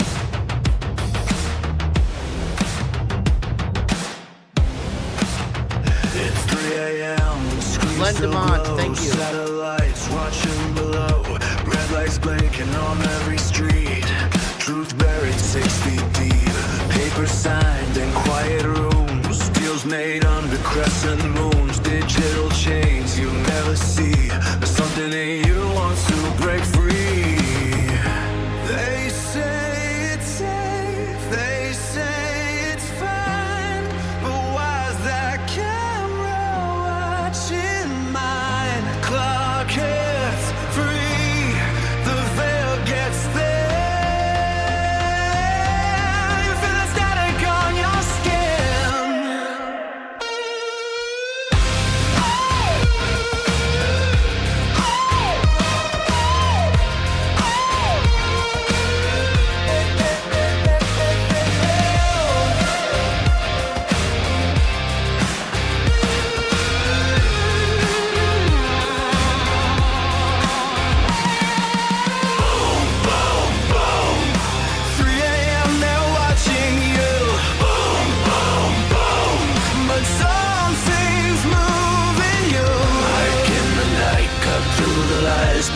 and truth all at your fires. No more silence, no more talking. I have spoken.